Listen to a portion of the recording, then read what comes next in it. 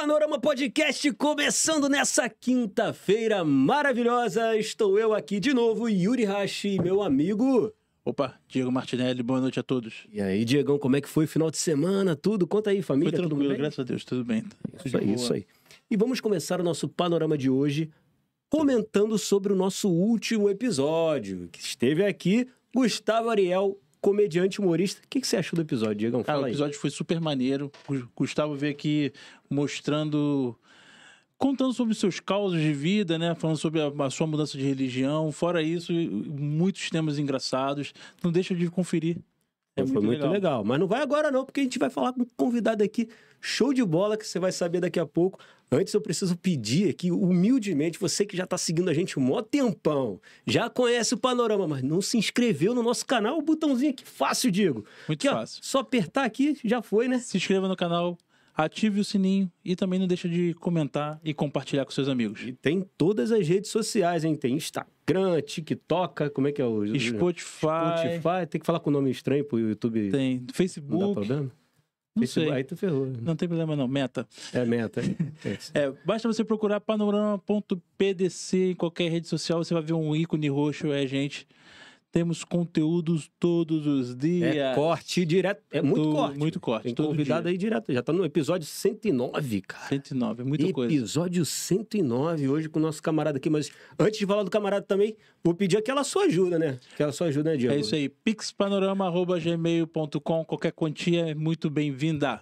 Ajuda muito mesmo, porque o convidado que veio aqui já veio como, né? Com aquela mala, botou a mala aqui na mesa, né? Humildade abriu pura. Aqui assim, ó, pra vocês, ó. Pá, 10 mil. Eita. Não precisa não. A gente falou assim que não precisava. Eu falei, pra quê? Pra 10 mil? Meu Deus do céu. É humilde. Mas é isso. E o convidado de hoje é um cara que já esteve aqui, já pisou no Panorama Podcast. Já. Repeteco, né, do podcast. E é o Rodrigo Mondego, que é mestre em políticas públicas e advogado dos direitos humanos. Esse cara é brabo. Esse cara... E vascaíno. Né? E aí quebrou. Aí eu não sei. Cara, uma coisa que é muito Hoje eu ia vir chato, com a camisa né? do Flamengo, cara. Sério, eu botava assim, a camisa do Flamengo na cama e a outra. Falei, Não vou não, porque, pô, eu vou sacanear o cara, ele vai ficar meio chateado. O amigo né? tá triste aí. Mas seja muito bem-vindo, Rodrigo Mondego. Já tá sofrendo muito, Obrigado já. aí. Gente, boa noite aí. É um prazer estar aqui de novo. Obrigado pelo convite. Né? E vamos bater esse papo aí, tô animado. Vamos. Né? O último papo foi muito bom. E eu tenho certeza que esse aí vai ser bom agora de novo. Vai sim. Por quanto tempo já? De uns 2 anos, né? Tem uns dois anos e pouco. Foi 2 anos. Foi bem no início. Foi um dos primeiros. Não foi um dos primeiros. Foi um dos primeiros, mas foi bem no começo do ano, né? 2022. 2022, né? Mas então, Rodrigo, o pessoal aqui que assiste, ele já conhece que a primeira pergunta aqui funciona da seguinte maneira. A gente tem uma pergunta clichê, tem que sempre rolar essa pergunta, que a gente quer saber um pouco da sua história, né? O que aconteceu, como é que foi que Rodrigo Mondego nasceu, né? Cara, um bebezinho, trocava a fralda ali, pá. A gente quer entender um pouco da sua história. Então vem aquela pergunta, quem é Rodrigo Mondego? Então, Rodrigo Mondego é um carioca, filho de uma banguense, né? Meu pai, sócio afetivo, me conheceu quando eu tinha 1 ano. Então, filho de um baiano também, né? Nasci, né? E vivi meus primeiros anos em Bangu.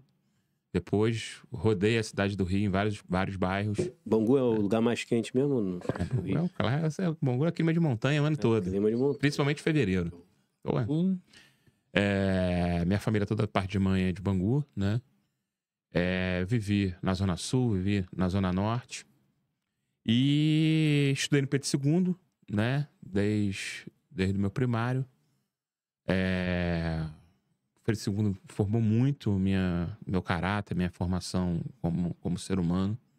Né? Ajudou muito na minha formação. No Pedro II que eu conheci o debate sobre direitos humanos, uma palestra de um professor de história, né?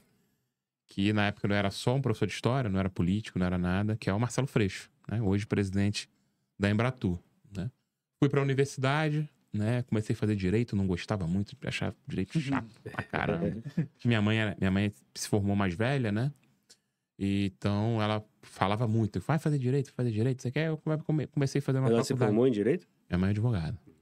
Formou mais velha já, mas... Se formou, importante isso. Se formou. E é advogada hoje, advoga até hoje, tudo. E eu comecei, não gostava muito de direito, e eu comecei a fazer serviço social junto, na FRJ, fazer serviço social, gostava bastante ali do serviço social. Enfim, fui fazendo um ou outro, minha mãe pilhando de um lado. Aí o estágio eu consegui no direito, aí comecei a fazer estágio, não sei o quê. Você chegou um momento que eu tive que decidir ali, eu falei, cara, eu vou terminar logo o direito, que eu tô mais avançado. Depois eu volto pro serviço social e pra minha mãe parar de encher meu saco. E não voltou. E não voltei. E não voltei. Nesse meio tempo, eu comecei a fazer movimento estudantil, né? Já gostava da pauta de direitos humanos, então eu levei essa pauta de direitos humanos para o movimento estudantil. Então eu fui da UE, que é a União Estadual dos Estudantes, depois fui da UNE, que é a União Nacional dos Estudantes. Criei a primeira diretoria de direitos humanos da história da UNE. Maneiro. Né, que não existia, então fiz seminários sobre direitos humanos, fiz palestras sobre direitos humanos. Isso já moleque. Outro dia eu peguei um vídeo meu, eu com a cara de moleque, direitos humanos, eu falei, cara, o vídeo tem... Tinha vídeo naquela época? Tinha, Tá de cara. sacanagem. Não, cara, eu achei um vídeo no YouTube, e o vídeo deve ter uns 14 anos, 13 anos. Não, o vídeo é de 2009. O vídeo tem 15 anos no YouTube. Deve ser os primeiros vídeos do YouTube. Dinossauro do YouTube, Rodrigo Mondego. Já eu, molequinho lá, falando, que direitos humanos. Eu fui ver, eu falei, cara, que voz ridícula minha, velho. Porra, eu já tinha passado a puberdade pra ter uma voz tão ridícula, né? Aí eu me formo como advogado, passo da prova da OAB, sou chamado para a Comissão de Direitos Humanos como voluntário. Trabalho como voluntário 2 anos ali na Comissão de Direitos Humanos. Aí vem jornada de junho de 2013, eu atuo lá, dou assistência pra galera que era presa de forma arbitrária ali. Muita gente foi presa de forma arbitrária. Né? Normalmente quem fazia alguma coisa errada não era pego, isso não era nada a ver, galera.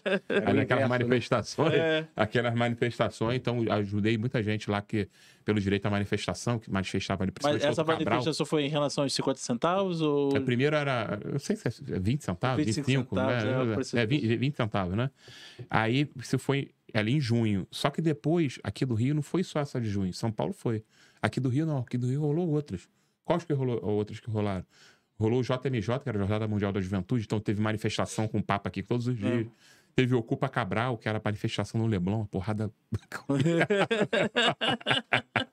lá na manifestação, lá no Leblon, na porta do...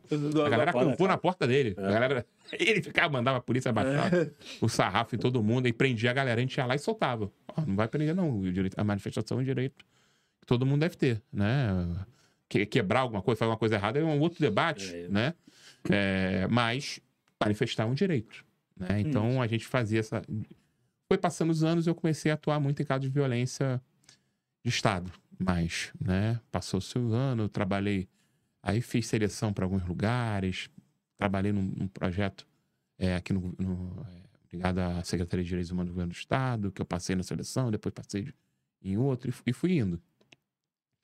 Comecei a me especializar mais nessa área de direitos humanos e chega em 2019 eu sou chamado para ser procurador da Comissão de Direitos Humanos da OAB e fico até semana passada. Caraca, acabou o reinado ali no negócio. A gente fez um trabalho muito bacana ali, assim, foram 5 anos de muita atuação, assim. A gente não teve feriado, a gente não teve pandemia. A pandemia, a própria OAB mesmo, fechada, mas a comissão lá, a gente atuava forte lá. Diariamente ali, por exemplo, a gente foi a primeiro órgão a pedir porque quem ficou na rua mais era médico e policiais. A gente foi o primeiro órgão do Rio de Janeiro a pedir EPI para os policiais. Então, foi a Comissão de Direitos Humanos da OAB que pediu. Fala que o direitos humanos não guarda de policial, você tem esse mito, né? Isso é um debate que a gente pode até fazer daqui a pouco. Mas é isso, a gente pediu isso no meio da pandemia. E por um debate, né, de perseguição por conta da nossa... A gente querer que em alguns casos, né, de violência policial e de grupo de extermínio fossem desarquivados do Rivaldo Barbosa, que é o delegado que foi preso no caso da Marielle, a gente, né, o presidente da comissão, que era o Ítalo Pires, foi exonerado e todo mundo, depois disso, a gente viu essa perseguição, a gente pediu a exoneração da ordem, 150 advogados pedindo, né, que eram voluntários. Eu não era voluntário, era funcionário, eu abri mão, né, lá na hora, né? Mas, enfim, essa foi o ocorrido. Nossa Senhora. A gente estava conversando aqui nos bastidores e tal, aí você comentou dos números, né? Que era de de casos que foram resolvidos, casos que não foram arquivados e tal. Tá, eu vou te passar. Se não me engano, você tinha falado 77%, né? De casos que não eram finalizados. Na delegacia. Não entrando nem no mérito do Ministério Público, até o Judiciário, até o júri. Né? Eu vou passar. Primeira... Deixa eu passar. Pode passar. O dado para vocês. O dado é o seguinte, né? É muito difícil conseguir dados na área de segurança pública, mas a gente tenta, né? Então a gente corre atrás disso. Para vocês terem noção, né? No ano de 2018, quando a Marielle foi morta, né? Morreram 4.553 pessoas no estado do Rio de Janeiro. 4.553 pessoas assassinadas no estado do Rio de Janeiro. Em 2 anos, depois dessa morte, com as investigações desses homicídios e tudo mais, geraram o quê? Inquéritos de homicídios que foram concluídos. Desses 4.553, só 663 foram concluídos em 2 anos. Só que aí, como é que funciona? A delegacia investiga, manda para o Ministério Público. E o Ministério Público faz a denúncia para ir para a Justiça. Então, desses 663 que saíram da delegacia concluídos, só 521 viraram denúncia do Ministério Público e foram para a Justiça. Foi para a Justiça. Aí, o juiz ele analisa se o caso se trata mesmo de um homicídio doloso, com intenção de matar, ou não. Então, desses 521 que viraram denúncia, só 136 foram para a júri popular. E os que não viraram, fica o quê? Arquivo? Arquivado, né? Nossa Senhora! E desses 133 que foram para a júri popular, nesses 2 anos, ou seja, até 2020, só 32 o assassino foi condenado. Então você vê, de 4.553 pessoas que morreram no ano de 2018 no Rio de Janeiro, em 2 anos depois, apenas 32 foram condenados. O assassino foi condenado. Então você bota as famílias não estão tranquilas não, né? Imagina, perder um ente querido é uma das maiores dores que o ser humano pode ter. Sim. Ainda mais uma mãe perder um filho, né? Às vezes perder um pai é horrível, eu perdi o meu, eu sei como é horrível. Mas imagina você perder um ente querido para violência de forma abrupta e você não ter uma resposta por parte do Estado. É algo justiça, né? É de justiça. Você quer uma resposta. Você quer a pessoa que matou ela responder pelo esse crime, né? O Estado fala só, foi ela que matou e por isso, né, ela vai responder por esse crime, né? Então você imagina, olha a quantidade de, primeiro, famílias sofrendo. Podemos dizer que é 4.000 e poucas famílias, e né? segundo, de assassinos na rua. É verdade. Então a gente está organizando para poder fazer uma campanha que a gente vai lançar aí nas próximas semanas, né? Alguns advogados se juntaram nessa campanha que se chama Toda Vida Merece uma Resposta. Então a gente vai fazer essa campanha porque não dá para ficar nessa situação. Não dá, as autoridades não fazem o seu trabalho, a sociedade civil, alguns órgãos pedem, tipo Fogo Cruzado, que é uma entidade absolutamente séria, Rio de Paz também, que é uma ONG de direitos humanos extremamente séria, que coloca placas lá na lagoa. Antiga, né? E antiga, coloca placas na lagoa dos policiais que morrem e de crianças que morrem por bala perdida. Tem o Instituto Sou da Paz também, que faz pesquisas na área, que também é um instituto muito sério. Então, existe um organismo sério. Mas, infelizmente, nossas autoridades estão preocupadas com outra coisa que não resolver o pior problema e resolver, né, e enfrentar o pior tipo de crime que tem. Qual é o pior tipo de crime que tem? Assassinato. Assassinato. Você tira a vida de uma pessoa, você destrói uma família. Então, eu tenho uma dúvida em relação até à questão, porque eu sou bem leigo nessa questão do judiciário aí, não sei. Mas como você tem autoridade para chegar e pedir para tirar o arquivamento do caso? Por exemplo, você tem contato com a família, você puxa lá tudo, você vai lá e fala, eu quero tirar... Então, vamos lá. São algumas coisas. A gente não tem autoridade. Quem define isso é o Ministério Público, né? Desses desarquivamentos. Né? Se virou... Às vezes nem virou um procedimento na delegacia. Então, o delegado ele pode transformar ali um procedimento. A gente não tem autoridade, mas a gente pode pressionar, né? Tem um clamor popular. Passei esses dados para vocês. Esses dados são estarrecedores. E a gente não tem, e a gente não tem acesso a esses dados.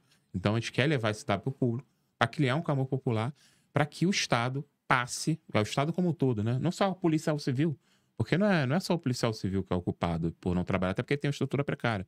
Mas o Ministério Público trabalhar, o Judiciário trabalhar rápido, ágil, né? Por exemplo, quando você vai um crime...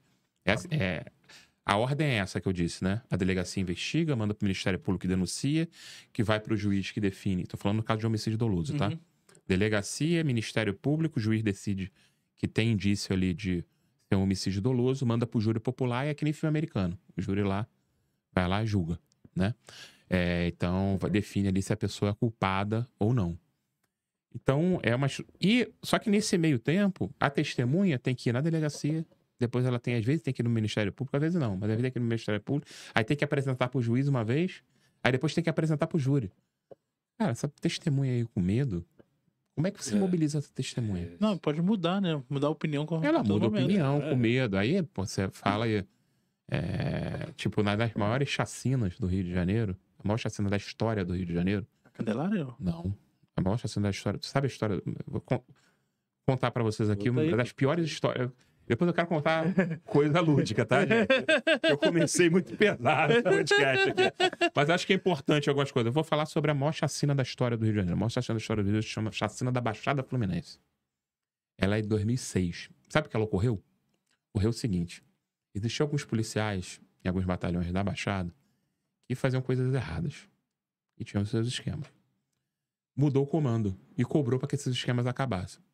E os caras queriam acabar com essa cobrança, com esse comando. Queriam derrubar esse comandante aí que estava acabando com os negócios dele. Isso aí tudo comprovadamente, tá? Isso aí foi a justiça que disse, não é machismo do militante de direitos humanos, não. Isso aí a justiça já definiu com testemunha e tudo mais. Esses policiais, maus policiais, porque tem bons policiais, é bom frisar que existem policiais corretos, que agem dentro da lei e tudo mais, que são pressionados, né? Que não tem apoio do Estado, que não tem apoio popular, muitas vezes, né? E ficam, muitas vezes, refém dos maus policiais. Então, maus policiais, eles simplesmente falaram, vamos botar uma pressão nesse delegado. O que eu vou fazer? Simplesmente jogaram uma cabeça pra dentro do batalhão. Até hoje, ninguém sabe de quem é essa cabeça. Do nada apareceu uma bola de futebol ali. Uma cabeça, tacaram a cabeça. Pegaram no muro e jogaram a cabeça. Saiu no jornal, saiu tipo o Jornal Povo, na época, aquele jornal que é de sangue, mas não teve repercussão. Aí eles sentaram e falaram, porra, cara, não deu repercussão esse negócio. Vamos fazer o seguinte, vamos criar o caos. O que eles fizeram? Eles começaram a andar pela Baixada Fluminense matando a esmo, pessoas aleatórias na rua. Que isso? Mulheres, crianças, homens. Que isso? Chegaram em Queimados, mataram aleatoriamente. E o total foram 29 pessoas mortas. Caraca. Que isso? Teve a investigação, os chatos dos direitos humanos na época falaram, que absurdo e tal. E pensaram, mas é tudo bandido. Tipo, mulher, criança, morreu aleatório na rua. Em vários lugares diferentes da Baixada Fluminense. Essa é uma das piores histórias, um dos piores capítulos da história do Rio de Janeiro. É um dos piores, é uma parada terrível. Mataram e tal. Aí os chatos dos direitos humanos investigaram, juntou as famílias. Muitas famílias morreram sem via justiça. Né? E conseguiram ali uma delação premiada na época de um policial e de alguns policiais e de algumas outras testemunhas que viram eles num bar e eles confabulando sobre isso. Eles saindo num carro. Eles saindo no carro para poder matar as pessoas. Então, tinha essas testemunhas e tinha esse policial lá que não participou, mas viu tudo e ele tinha entrado como organização criminosa e falou, mas cara, eu não matei e tal, então eu vou... Fez nada. Ele foi morto, vários tiros, logo depois que deu o depoimento dele Eles saíram... Os policiais foram para um batalhão, um presídio conhecido como o Batalhão das Festinhas, porque é um batalhão que tem algumas benéficas que não tem outros, né? E pagaram, né? Muitas aspas aí por esse crime terrível. Essa é a pior chacina da história do Rio de Janeiro. Que só chegou a uma solução porque deu uma grande repercussão na época. Não tanto porque a chacina não aconteceu num bairro nobre, né? Ela aconteceu lá pra dentro de Nova Iguaçu e lá pra dentro de Queimados, né? Mais afastado do centro, uma cidade periférica. Então, é isso. A história do Rio... É interior, né? Quase um interior. Quase interior, né? uma periférica no sentido mais periférico, mas afastado. Então, o Rio de Janeiro, ele é muito visceral. Histórias muito tristes e as mortes estão no cotidiano da realidade, né? E eu acredito que a gente deve enfrentar esse crime. Esse é o pior crime que existe. Eu conheço mães que perderam filhos, e a minha avó perdeu meu tio. Meu tio foi morto na porta de casa em 1980. O tio Lelê. Eu nunca conheci o tio Lelê. Ele morreu 4 anos antes de mim. E o tio Lelê, né, que é mais ou menos um tabu que tem lá em casa, porque nunca falou tanto do tio Lelê, né? Minha mãe fala um pouquinho e tal. E minha avó, que viveu até o final da minha adolescência e era muito presente na minha vida, eu lembro dela, e só depois de velho e atuando na área de direitos humanos eu fui perceber que ela ficava triste do nada. Do nada, eu não sabia por quê. Depois eu fui. Depois de ter conversado com minha avó, era tão carinhosa e tal. E. Por que do nada ela ficava triste, né? Por que do nada ela ficava triste? Eu vi, cara, uma mãe lutada, mano. Ela muda o resto da vida. Ela tinha 5 outros filhos e tudo mais. Tinha uma opção de neto. Ela é uma avó extremamente querida, extremamente carinhosa. Mas a morte do Lelê atingiu minha vida. Entendi. Totalmente indiretamente, transversalmente, mas atingiu porque eu vi a minha avó triste. Eu vi essa tristeza. O que era essa tristeza desde cedo? E só depois eu fui formular o que era essa tristeza. Em relação a assassinato, nos outros estados, você tem uns números, alguns dados para comparar com o Rio de Janeiro, se é realmente... Aqui é o terceiro pior. Aqui a gente só é menos pior do que... Não pode falar nem melhor, né? É menos pior do que a Bahia e o Rio Grande do Norte. Que é a parte Nordeste. Que é a Nordeste, que consegue ser ainda pior, né? Os índices nacionais, eu não tenho certo aqui agora, mas quem quiser pesquisar sobre esse histórico da impunidade, tem do próprio Instituto Sou da Paz falando sobre esses índices em todos os estados do Brasil. Mas tem estado, por exemplo, que eu não sei especificamente qual, né? Mas assim, 60%, 70%. Uma coisa é em relação ao assassinato, né? E outra coisa é em relação ao arquivamento. Exatamente. Eu não sei se tem esses dados, assim, tipo, foram tantas pessoas, mas isso tudo aqui foi arquivado. Lá nos outros estados é assim também? Será que... Então, segurança pública no Brasil, os dados são feitos para não serem estudados. Sim. Então, se briga muito para poder ter acesso aos dados. Às vezes nem é tão real assim, né? A informação. Às vezes nem é tão real. Às vezes tô falando um número aqui, mas se bobear é pior. Tá, porque você falou que na própria delegacia, daqueles 4.600, dali já só sobrou 600 e pouco, não foi isso? 600 e pouco. Então, assim, tipo, um monte já morreu ali mesmo. Morreu ali mesmo. E nem é arquivado lá na delegacia também o caso? Ou ele arquiva na delegacia. Aqui no Rio, menos de 1% foi condenado. Sim. Menos de 1%. Não, ainda tem um outro dado. Mais grave ainda, só para passar de novo para vocês aqui.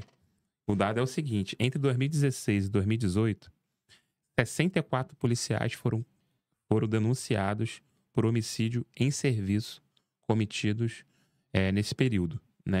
Ou seja, entre 2016 e 2018. 64 policiais foram denunciados à justiça por homicídios cometidos em serviço. Tá? Desses 64, até hoje, só um foi condenado. Aí eu tô falando dessa segunda fase que é do Ministério Público, ou seja, já é a fase mais avançada. Sim. Então, teoricamente, tem mais indícios, tem tudo, né? A gente aproveitando que a gente está falando sobre essa violência, né, da nossa segurança pública e tal. Assunto leve. Assunto leve, de boa. Levíssimo. Recentemente foi menos de um ano e tal, colocaram as câmeras nos uniformes dos policiais. Você acha que isso vai adiantar para alguma coisa? Você que é um cara que batalhou tanto pelos direitos humanos aí, e ainda eu vi até um caso que os caras, eles podem desligar, né? Não tem negócio dele, desliga, liga. Então, gente, isso deveria ser... em São Paulo, por exemplo, caiu os índices de morte provocadas por policiais e morte de policiais. Começou a morrer menos policial. Inclusive, começou a ter menos suicídio de policiais. Porque quando a violência policial caiu, inclusive, o índice de policiais morreram. A gente está vendo uma crise muito grande, principalmente na região da Baixada Santista ali, em Santos, né? Operação, que se chama Operação Verão, né? Morrendo muitas pessoas, a polícia matando muita gente, né? Mas isso é uma realidade mais recente, porque os números anteriores, né, do último governador de São Paulo era de queda nos índices de criminalidade, nos índices de violência policial e de morte dos policiais. Agora não, agora aumentou. Mas mesmo aumentando, e a polícia matando muito, morre mais policiais cometendo suicídios em São Paulo do que policiais mortos por bandido de serviço. Caraca. Entendi. Entendeu? Então, no caso, esses policiais também precisariam de um tratamento psicológico. Já tem a questão do tratamento psicológico. Mas as câmeras no Rio de Janeiro não são usadas de forma devida e tem alguns subterfúgios aí que o pessoal usa. Por exemplo, a câmera é muito diferente da de São Paulo, que é uma câmera blindada. Se você desmontar, você não consegue montar de volta e tal. A do Rio, não. A do Rio, você desparafusa, você consegue tirar ela. Para piorar, a do Rio tem um USB. Então, você consegue botar o USB e carregar teu celular nela. O que isso significa? Vai descarregar mais rápido. Tem maus policiais que carregam o celular na câmera e a câmera desliga antes do horário. Caraca. E ela virou o esqueminha do horário aí, né? Botou pra carregar, bota 5 celulares carregando ao mesmo tempo ali, pra puxar aquela carga boa. E aí sobra um tempo ali, né? Entendeu? Mas complicado, né? A câmera é fundamental pro bom policial, porque existe pessoas que acusam falsamente policiais. Então, um bom policial, ele se defende. E se por acaso ali tem um caso que ele teve que fazer uso da força, né? E porventura até matou alguém, uma câmera ajuda a formular, olha só, o cara estava tentando contra a vida dele e o policial em legítima defesa... Recentemente aconteceu isso na Maré, né? Sim. Recentemente aconteceu um caso na Maré bem trágico, né? No caso da Maré eu acompanho esse caso. Se puder falar um pouco o caso do Jefferson. Né? É um caso bem complicado também, né? O Jefferson, ele era um cara que tinha sofrimento mental também. E ele tinha uma mãe. E a mãe dele, né, tinha um filho mais novo. E foi levar né, tinha netos e tudo mais. E foi levar na creche. Só que tava tendo uma operação policial. Só que a operação policial começou tipo... A operação policial começou tipo 10 horas, 9 horas da manhã, algum horário assim, que as crianças já estavam na creche, porque normalmente a operação começa antes. Sim. Então a creche nem abre. Então as crianças ficaram todas acuadas dentro da creche. A mãe dele, junto com algumas outras mulheres, se juntou e foi fazer a manifestação. Jefferson estava passando, era o único homem ali, foi se juntar, pegar umas bandeiras, tentar fechar a Vida Brasil, tentar fazer o que eles podiam fazer naquela hora ali. Aí a gente pode ir atrás se é certo ou errado, manifestar, mas eles estavam exercendo o direito à manifestação ali para poder falar sobre um caso específico ali, que era as crianças acuadas dentro da escola. Nesse meio tempo, o Jefferson foi para a rua. Quando foi para a rua, um policial saiu com um fuzil destravado e tentou machucar o Jefferson. Primeiro ele fala que tentou tirar uma pedra da mão do Jefferson, só que comprovadamente não tem pedra. Não. Ele joga o fuzil na barriga do Jefferson para poder machucar o Jefferson. Só que com o dedo no gatilho. Estourou. Disparou. Aí quando estourou, tomou um tiro na barriga, começou a sangrar na hora, começou a sair sangue, outras coisas mais. A irmã dele segura ele. Olha que absurdo, cara. É tão absurdo, é tão imoral, é tão... A irmã dele se suja de sangue. A mãe vê o filho morrendo na frente dela. Eles vão pro hospital, demora pra polícia chegar, vão pro hospital depois. Chega no hospital, cara, a polícia civil pega eles e fala, não, vocês vão prestar depoimento na delegacia pra poder falar o que aconteceu. Aí tiram ela, olha só, ela foi morta na Brasil em frente à Maré. Tiraram e levaram pro Getúlio Vargas. Ele chegou morto. Quando chegou morto, a polícia civil foi no Getúlio Vargas, pegou a mãe, a filha e uma amiga que filmou e levou pra Barra da Tijuca, na delegacia de homicídio. Chegou na Barra da Tijuca, da delegacia de homicídio. A irmã suja de sangue, toda suja de sangue. Aí me ligaram, foi essa que é a hora que me ligaram. Eu fui pra lá com a Mariana, né, que é minha sócia, minha colega que trabalha comigo e tal. Trabalhava na OAB comigo, saiu da OAB também comigo. E a gente chegou lá na delegacia de homicídios, vimos aquela cena de uma mãe gritando, a culpa foi minha, a culpa foi minha. Eu falei, cara, a culpa não foi da senhora. Mas em choque, totalmente em choque. O filho tinha morrido, tinha 5 horas, 6 horas. Não, menos. 3 horas, 4 horas. em choque. A irmã, mais séria, não tinha caído a ficha ainda, mas toda suja de sangue. E eles ficaram. Aí eu fui lá, cara, vamos. Aí eu fui lá. Chegou advogados, né? Aí a gente foi falar com o delegado. Ele falou: não, espera aí. Tomamos chá de cadeira de 3 horas. Nossa. Aí quando chegou o delegado falou: não, sabe de uma coisa? A gente não vai ouvir eles, não. Porque a delegacia da Polícia Civil só investiga homicídio doloso. Homicídio culposo, quando não tem intenção de matar, é ouvido pela própria instituição militar, pela própria polícia militar. Então, o que acontece? Eles tiraram a mulher do hospital, deram chá de cadeira, cara. aí falaram... Eu falei, mas olha só, eu acho que quando uma pessoa tá com um fuzil de guerra destravado, com o dedo no gatilho, e vai machucar alguém, ela assume o risco de matar. Aí o delegado, não, mas ele tem uma pedra na mão. Eu falei, cara, não tem pedra aqui no vídeo. Doutor, eu tô vendo uma pedra. Eu falei, cara, não tem pedra. Ah, foi a interpretação do delegado titular e tal. Aí a gente foi pra mídia, bateu. Aí mudou a interpretação, né? E esse policial agora chegou a ser preso. No vídeo da farda dele, tem o vídeo, né? Que não deu tempo pra descarregar. No vídeo da farda dele mostra o que aconteceu, né? Exatamente. E mostra se tinha pedra, mostra se ele atentou. E o Jefferson não atentou contra a vida de ninguém. Caraca. E não atentou. E é isso, foi morto. Vai ter... Foi morto por uma bobeira do cara, né? Por uma bobeira do cara, assim. Essa coisa da perversidade. Cara, era uma manifestação na rua.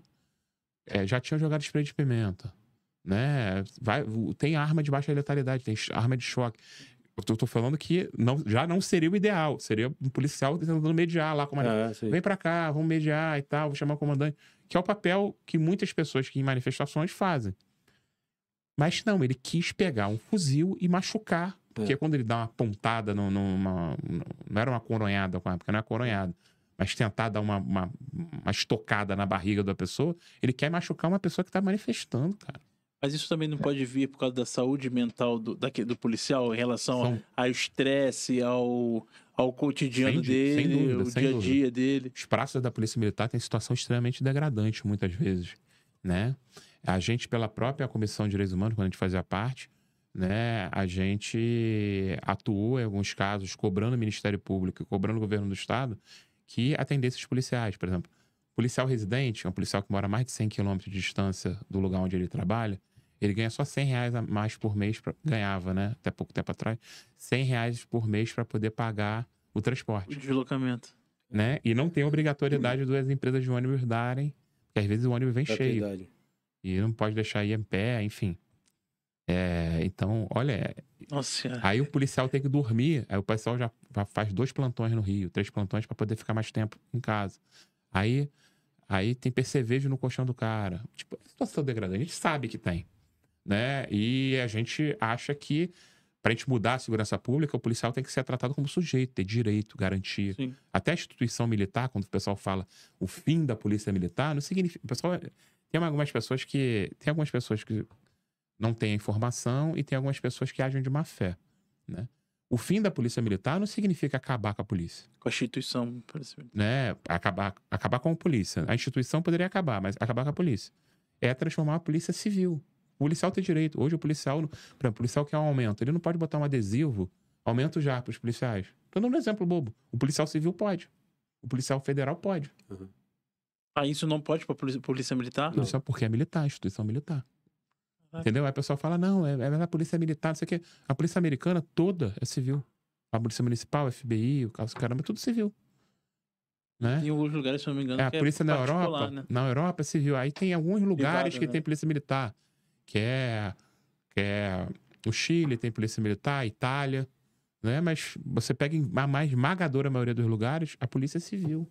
A polícia londrina, que é a escola que todo mundo fala e tal, é a polícia civil. Então, ter uma polícia civil... Então, esse é um debate. Ter uma polícia civil é bom para os agentes, entendeu? Para os agentes. Eu ainda acho que eles ganham muito pouco por que eles fazem, né, cara? Ganha muito pouco. Mas tem um negócio de formação e tal. E tem o fator de alguns policiais que usam a farda para poder cometer crime. Infelizmente, né? É uma parcela que é a menor da maioria. A maioria não faz isso, só que chama atenção, né? Eu gosto de frisar isso, porque às vezes a gente critica a violência policial, a galera acha que a gente é contra os indivíduos policiais. Eu vou dar um exemplo para vocês aqui, falando um pouquinho de política, né? Por exemplo, olha só. Quem transformou o assassinato de policiais de serviço em crime hediondo foi Maria do Rosário, que é atacada com fake news direto, aí chamada de Maria do Presidiário, etc., que foi ministra dos Direitos Humanos do governo Dilma. Ela criou isso. Quem criou a obrigatoriedade de política de saúde mental para policiais foi Marcelo Freixo, que é defensor de direitos humanos, a gente fala que é defensor de bandido, né?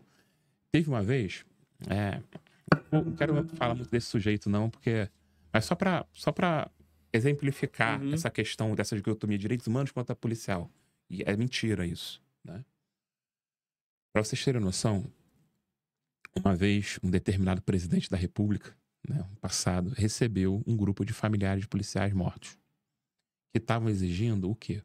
Estavam exigindo que uma pensão, uma lei nacional que criasse um pensionamento para familiares de policiais mortos. Aqui no Rio, a situação já foi muito ruim. Eu posso até falar depois sobre isso.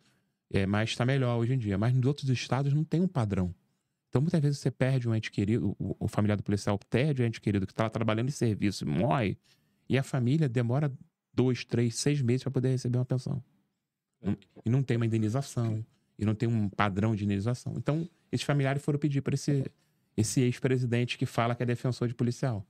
Aí esse ex-presidente que fala que é defensor de policial recebeu essa família e falou o seguinte: gente, olha só, eu defendo que... Eu não quero pensão, não.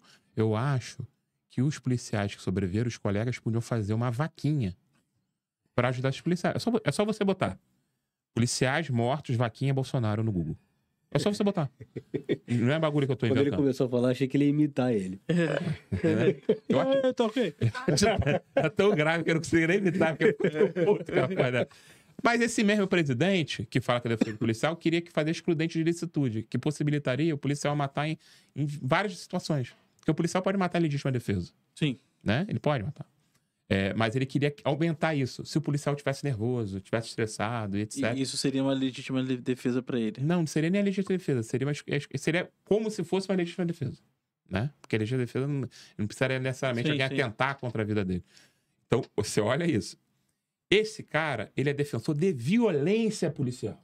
Ele não é defensor do policial ser humano. Policial sujeito, policial pai, filho.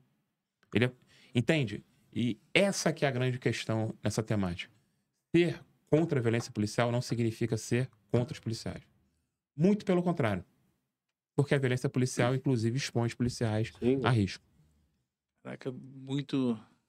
Tô falando assim, cara, é abaixar a cabeça e, infelizmente, fazer sinal de negação. Mas, assim, também tem a questão... Você estava falando assim, a grande maioria dos policiais não são corruptos, etc. Mas tem aquela parcela que acaba... que ela tem que se calar. Porque, tipo, eu tenho meu emprego. Sim. Eu tô ali. E aí fica naquele pensamento, cara... Eu não posso denunciar, o meu chefe, ou não sei o que, cara, o que vai acontecer comigo? Podem me matar, sabe? Por que acontece suicídio? Exato. O cara fica doido, não sabe o que fazer, né? E isso é, E essa situação, cara, como resolver isso? Tipo, tem que ir lá em cima, tem que começar a descobrir as coisas mas é muito difícil, né? Na atual situação, né? Se ficar, o bicho pega, assim. É doideira. É muito complicado, cara. A situação é muito complicada, assim. Eu fiz um tweet sobre um amigo meu. O nome dele é Anderson Marques. Eu conheci ele no movimento estudantil, no serviço social. Ele se formou em serviço social.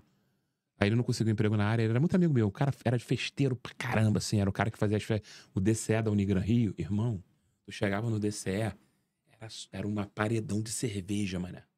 Eu ia pra lá beber de graça. Eu falei, não, vou... Tá, errado não tá. De boa, posso sair daqui, só da Zona Sul, vou pra Caxias, tranquilo. Ia pra Caxias direto. Ia pra lá direto. E ficava no DCE bebendo. Então, o cara ficou muito amigo no movimento estudantil, era um moleque muito aplicado no movimento ali de serviço social, de profissionais de serviços sociais. Aí, o Anderson resolveu fazer... Teve o primeiro filho dele... Aí não conseguiu uma alocação mesmo na área dele de serviço social e falou, cara, eu vou fazer prova PM. Passou. Aí teve um problema no início e tal, entrou na justiça e tal, conseguiu passar, virou PM, porque teve um problema lá, acho que na parte física, não lembro direito o que foi, mas ele entrou. virou policial. Então, como ele era assistente social e os UPPs funcionavam bem, na época, ele começou a trabalhar numa determinada UPP. Trabalhando nessa UPP, então ele trabalhava interno, porque ele tinha qualificação. E a UPP fazia tudo na época. É por isso que deu errado. Porque a UPP era para fazer a segurança e o Estado entrar com os outros políticos. Então, o policial, ele era bombeiro, fazia parto, ele era o príncipe da festa de 15 anos, era o cara que fazia mediação de conflito. O vizinho caiu na porrada com o outro. E fazia o mesmo papel que às vezes o traficante fazia antes. Uhum. É o policial que tem que resolver. E muitas vezes o policial não tem essa formação. Você poderia ter um mediador de conflito para resolver questões. Não. O Estado poderia chegar de várias formas nessas favelas de UPP. Mas não entraram. E o Anderson, ele trabalhava internamente. Né? Então, trabalhava internamente, tal, que não sei o quê. Aí um dia saiu. Aí ele saiu para poder, né, fazer uma ronda, dirigindo. E passou uma moto. Aí os caras que estavam com ele, corre atrás da moto. Ele correu atrás da moto, entraram no local de favela.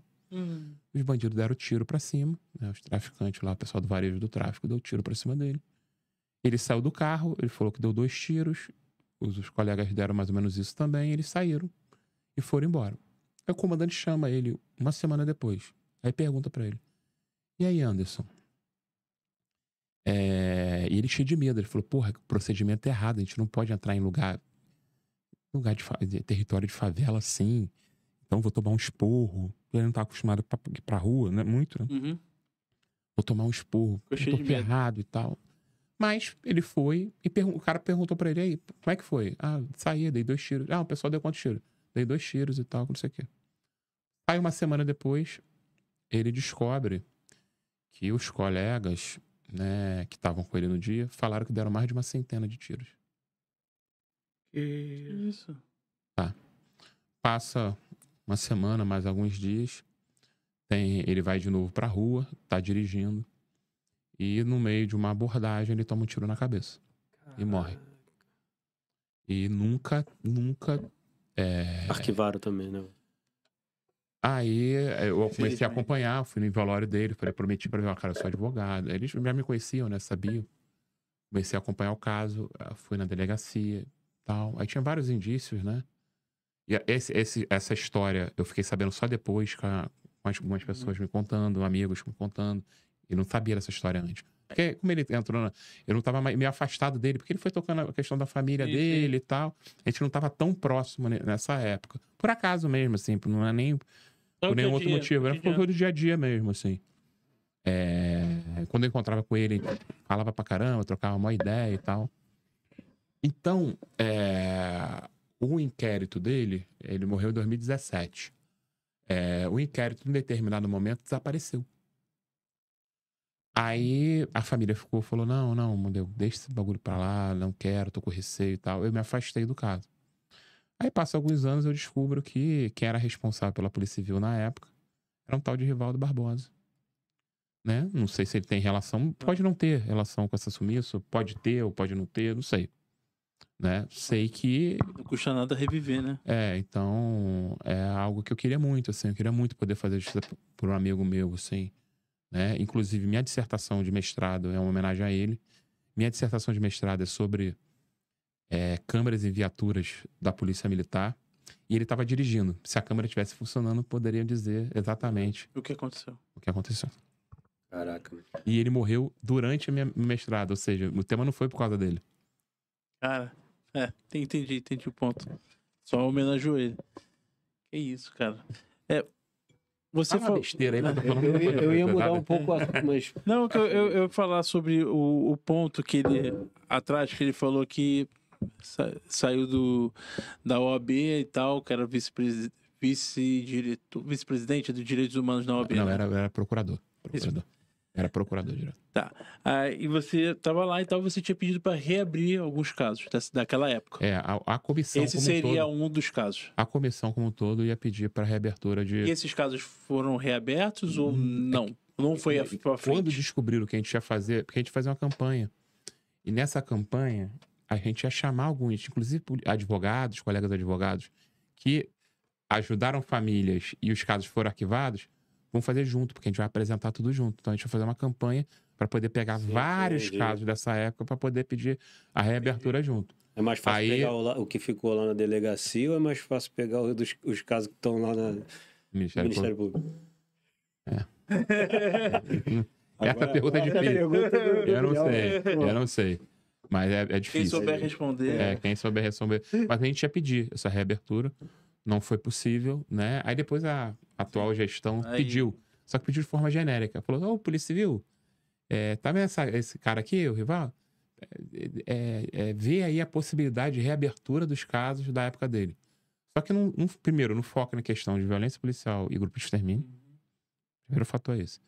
Segundo fator, Meio que dá para a Polícia Civil a decisão de reabrir o que a Polícia Civil, que não fez nada nesses vários anos.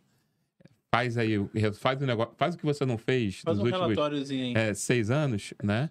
E falou de forma genérica. Ah, que caso? Não fala um caso.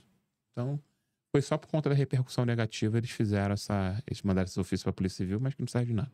Entendi, cara. É bem complicado, né, cara? E agora, em relação... Pode. Em relação a direitos humanos, eu acho que é uma pauta legal da gente abordar aqui em relação ao estudo. A criança, o adolescente, na escola, ele ter essa informação em relação ao estudo de direitos humanos.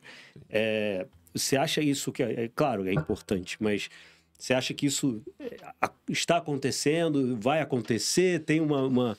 Levar essa pauta, Então, né? existe uma política nacional aí que não é implementada da forma devida de educação em direitos humanos. Mas isso fica muito a cargo, principalmente dos municípios, né? De falar lá porque que estão sob a responsabilidade do município o ensino básico, né? Então, primeiro grau, né? Então, demora muito, infelizmente, muitos municípios não veem essa importância, né? De se debater a questão dos direitos humanos, das mais diversas perspectivas. Você pode debater tanto dos direitos em si, tipo, a própria educação é um direito humano. Pô. Você pode chegar para todo mundo e falar só a importância dos direitos humanos. A questão da não discriminação com quem tem uma determinada característica diferente, né, de não ter o ódio. O enfrentamento ao bullying. O enfrentamento ao bullying é uma concepção. Eu ia falar justamente da questão do bullying. É um debate de direitos humanos, porque... O que é direitos humanos? Direitos humanos é o direito que a pessoa tem pelo simples fato de ser humano. E qual é a luta de quem atua na área de direitos humanos? Contra a categorização de seres humanos. Contra estabelecer que existe um ser humano superior e um ser humano inferior. Então, se você tem essa concepção de que tem um ser humano superior e um ser humano inferior, das mais diversas características, tipo o racismo tem esse recorte, tem um recorte racial. Tá moldando o machismo tem um recorte de gênero.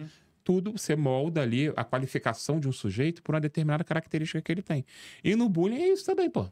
É um moleque que é gordinho, é um moleque que é negro, é um menino lá, né, que tem um perfil que é mais conhecido como afeminado, né? Um moleque que é gay desde novo ali, 12, 13 anos, tá se descobrindo como um moleque gay e sofre bullying por conta disso. É o nerd. É um moleque mais nerd, mais introvertido, que é desumanizado por conta disso. E por aí vai. Então, a questão do bullying e a questão do enfrentamento ao preconceito, né? Por exemplo, o pessoal fala aquele negócio do kit gay, né? O kit gay nunca existiu. É um grande factoide, uma mentira, né? Você pergunta a qualquer conservador, cadê o kit gay? Teu filho não recebeu? Me dá essa porra. Tá aqui pra eu ver, vou tirar foto com isso. Sempre foi uma grande factoide. Chegaram até a levar um exemplar. Né? Aí pegou um livro que nem era vendido no Brasil, era um negócio em Portugal. Bolsonaro mesmo, no Jornal Nacional, pegou um livro que nunca teve no Brasil. Foi vendido em Portugal. Olha aqui, isso aqui. E era para criança de 16 a partir de... Ora, pois, não sei o que. Devia estar em português de Portugal. E aí ele pegou o livro aqui. Enfim, o Bolsonaro é um grande factoide. Mas o que tinha ali que eles chamam de... que eles depois criaram o kit gay, porque não é nem o kit gay. Era uma formação dos professores do enfrentamento à discriminação, principalmente contra as pessoas LGBTs nesse espaço escolar. Né? Olha só. Não mate teu amiguinho porque teu amiguinho é gay. Não mate tua amiguinha porque tua amiguinha é lésbica. Não mate o teu amiguinho porque tem uma identidade de gênero divergente do que você acha que ele deveria ter. Não mate. Né? Isso é o enfrentamento ao preconceito. Aí o pessoal fala, disso virou o factoide que era distribuído para as crianças, aí vai. Né? Mas é isso, uma formação, né, principalmente dos professores e dos profissionais de educação, Orientar. nessa concepção de direitos humanos, de poder orientar e poder formar pessoas nisso. É um trabalho que eu já faço, desde como eu tive, o Freixo fez isso comigo lá atrás, eu sempre vi a importância de, que às vezes dá a sensação de murro em ponta de faca, mano. Eu contei uma porrada de tragédia pra vocês, Sim. né? E às vezes a gente consegue mudar, muitas vezes a gente consegue levar respostas para famílias, né? E a gente vê que tem algum... Funciona, mas muitas vezes não. E tu fala, porra, cara, e não para. Já teve muita decepção por causa disso, né? Muita, porra, muita. E medo, cara. Pô, o caso do receber um Medo. amigo, a medo tem. Porra, medo é... Medo Inclusive, tem um pouco. em relação às famílias que estão querendo uma resposta, mas elas ficam, pô, será que Muitas Pô, famílias têm vou, medo. não vou, não falo, é melhor Por isso que a gente ficar tenta quieto. ajudar a dar repercussão pros casos. Porque quando você bola com a luz, Aí cria coragem pra rato lutar. normalmente não age na luz, né? Então, se você coloca a luz sobre um caso, se a pessoa está de maldade, não vai acontecer nada. não vai acontecer. Mas é isso, a educação em direitos humanos, eu acho que é a única grande solução, porque existem várias soluções. Mas a grande solução é você formar as pessoas da importância da luta por direitos, e as pessoas saber quais são os seus direitos, a importância da não categorização de seres humanos e estabelecer os preceitos dos direitos humanos para essa criança e adolescente. Recentemente você estava falando sobre escola e tal. Teve um garoto que foi espancado na escola, se eu não me engano, em Santos. Sim. Aí Aí ele logo em seguida, se eu não me engano, eu acho que hoje ou problema ontem. pulmonar. Acho que ele acabou indo a óbito, né? E ontem, se eu não me engano, saiu uma outra reportagem dizendo que nessa mesma escola outra pessoa foi espancada também. Sim. Aí daqui a alguns anos vai ter um ataque nessa escola. É isso. Entendeu? Vai acontecer quase a mesma coisa que aconteceu em Realengo, né? Exatamente. Né? Com ex-aluno. E o debate de escola já é um debate mais complexo ainda, porque tem muitos grupos de ódio na internet.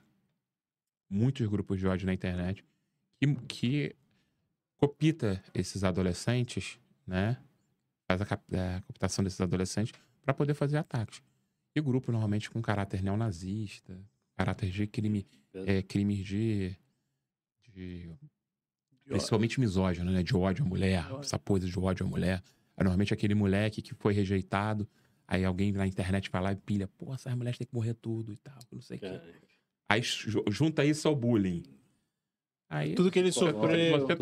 Aí você transforma isso aí num potencial. É por isso que os direitos humanos tem que tá mais dentro ainda das escolas, tendo periodicamente tendo palestras e tal. Acho que isso daí é muito importante. Isso é importante, ter palestras, mas acho que na própria educação, na própria grade curricular, deveria ter algumas coisas, né? Poderia entrar até na parte de geografia, né? Porque fala sobre política, fala sobre essas coisas Acho que poderia ter uma cadeira bem de direito dentro da escola. Aí já acho que é um debate mais complexo, mas acho que seria possível, né? Sim. Até porque a gente tem a opção de bacharéis aí que poderiam fazer uma licenciatura e explicar, por exemplo, a função do vereador. Estou falando, entender o Estado. O que é a cidade, o Estado, o município. O professor de geografia dá. Mas qual é a função do vereador? Que poderia dar na geografia também. Mas essa teoria que o pessoal chama, que a gente tem no direito, teoria geral do Estado. Explicando para que a órgão funciona. Porque às vezes as pessoas acham, asfaltou minha casa. Aí o cara, não, foi o vereador que fez. Pô, não foi o vereador, porque o vereador não é função do vereador fazer isso. Né? Se desde a escola o pessoal sabe isso, e sabe os direitos que aquelas pessoas têm, direitos humanos, qual o direito que eu tenho acesso? Né? Mais a concepção de direitos humanos de você não desqualificar os sujeitos por uma determinada característica, a formação seria completa. E tem muita coisa que a gente tem direito e a gente não sabe.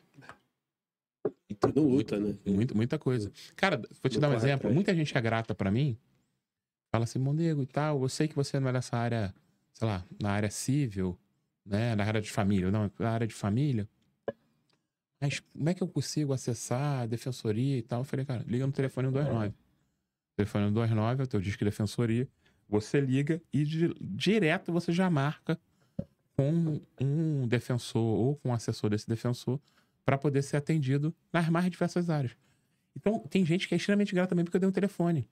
As pessoas, às vezes, até com o mínimo de informação, estou falando de gente totalmente sem informação, não. Algumas pessoas não sabem que tem direito à defensoria pública, né? Se a pessoa for... Mas isso também não é divulgado, né? Não tem essa divulgação dizendo, você tem direito a esse tal coisa. Porque é muito difícil. Existem vários fatores. Primeiro que às vezes existe uma não divulgação, a comunicação é muito ruim dos órgãos, às vezes não tem o interesse de captar mais demanda. Tem vários fatores.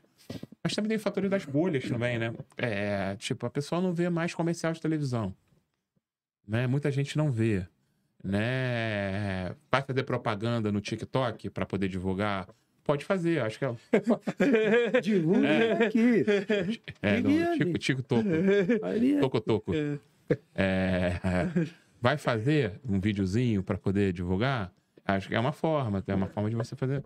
Porque as pessoas, é isso, é muito difícil. São bolhas, né? As pessoas vivem em bolhas, é algoritmo é feito de bolhas, é tudo bolha. Mas grande parte ainda assiste televisão, né? TV aberta. Não, com certeza.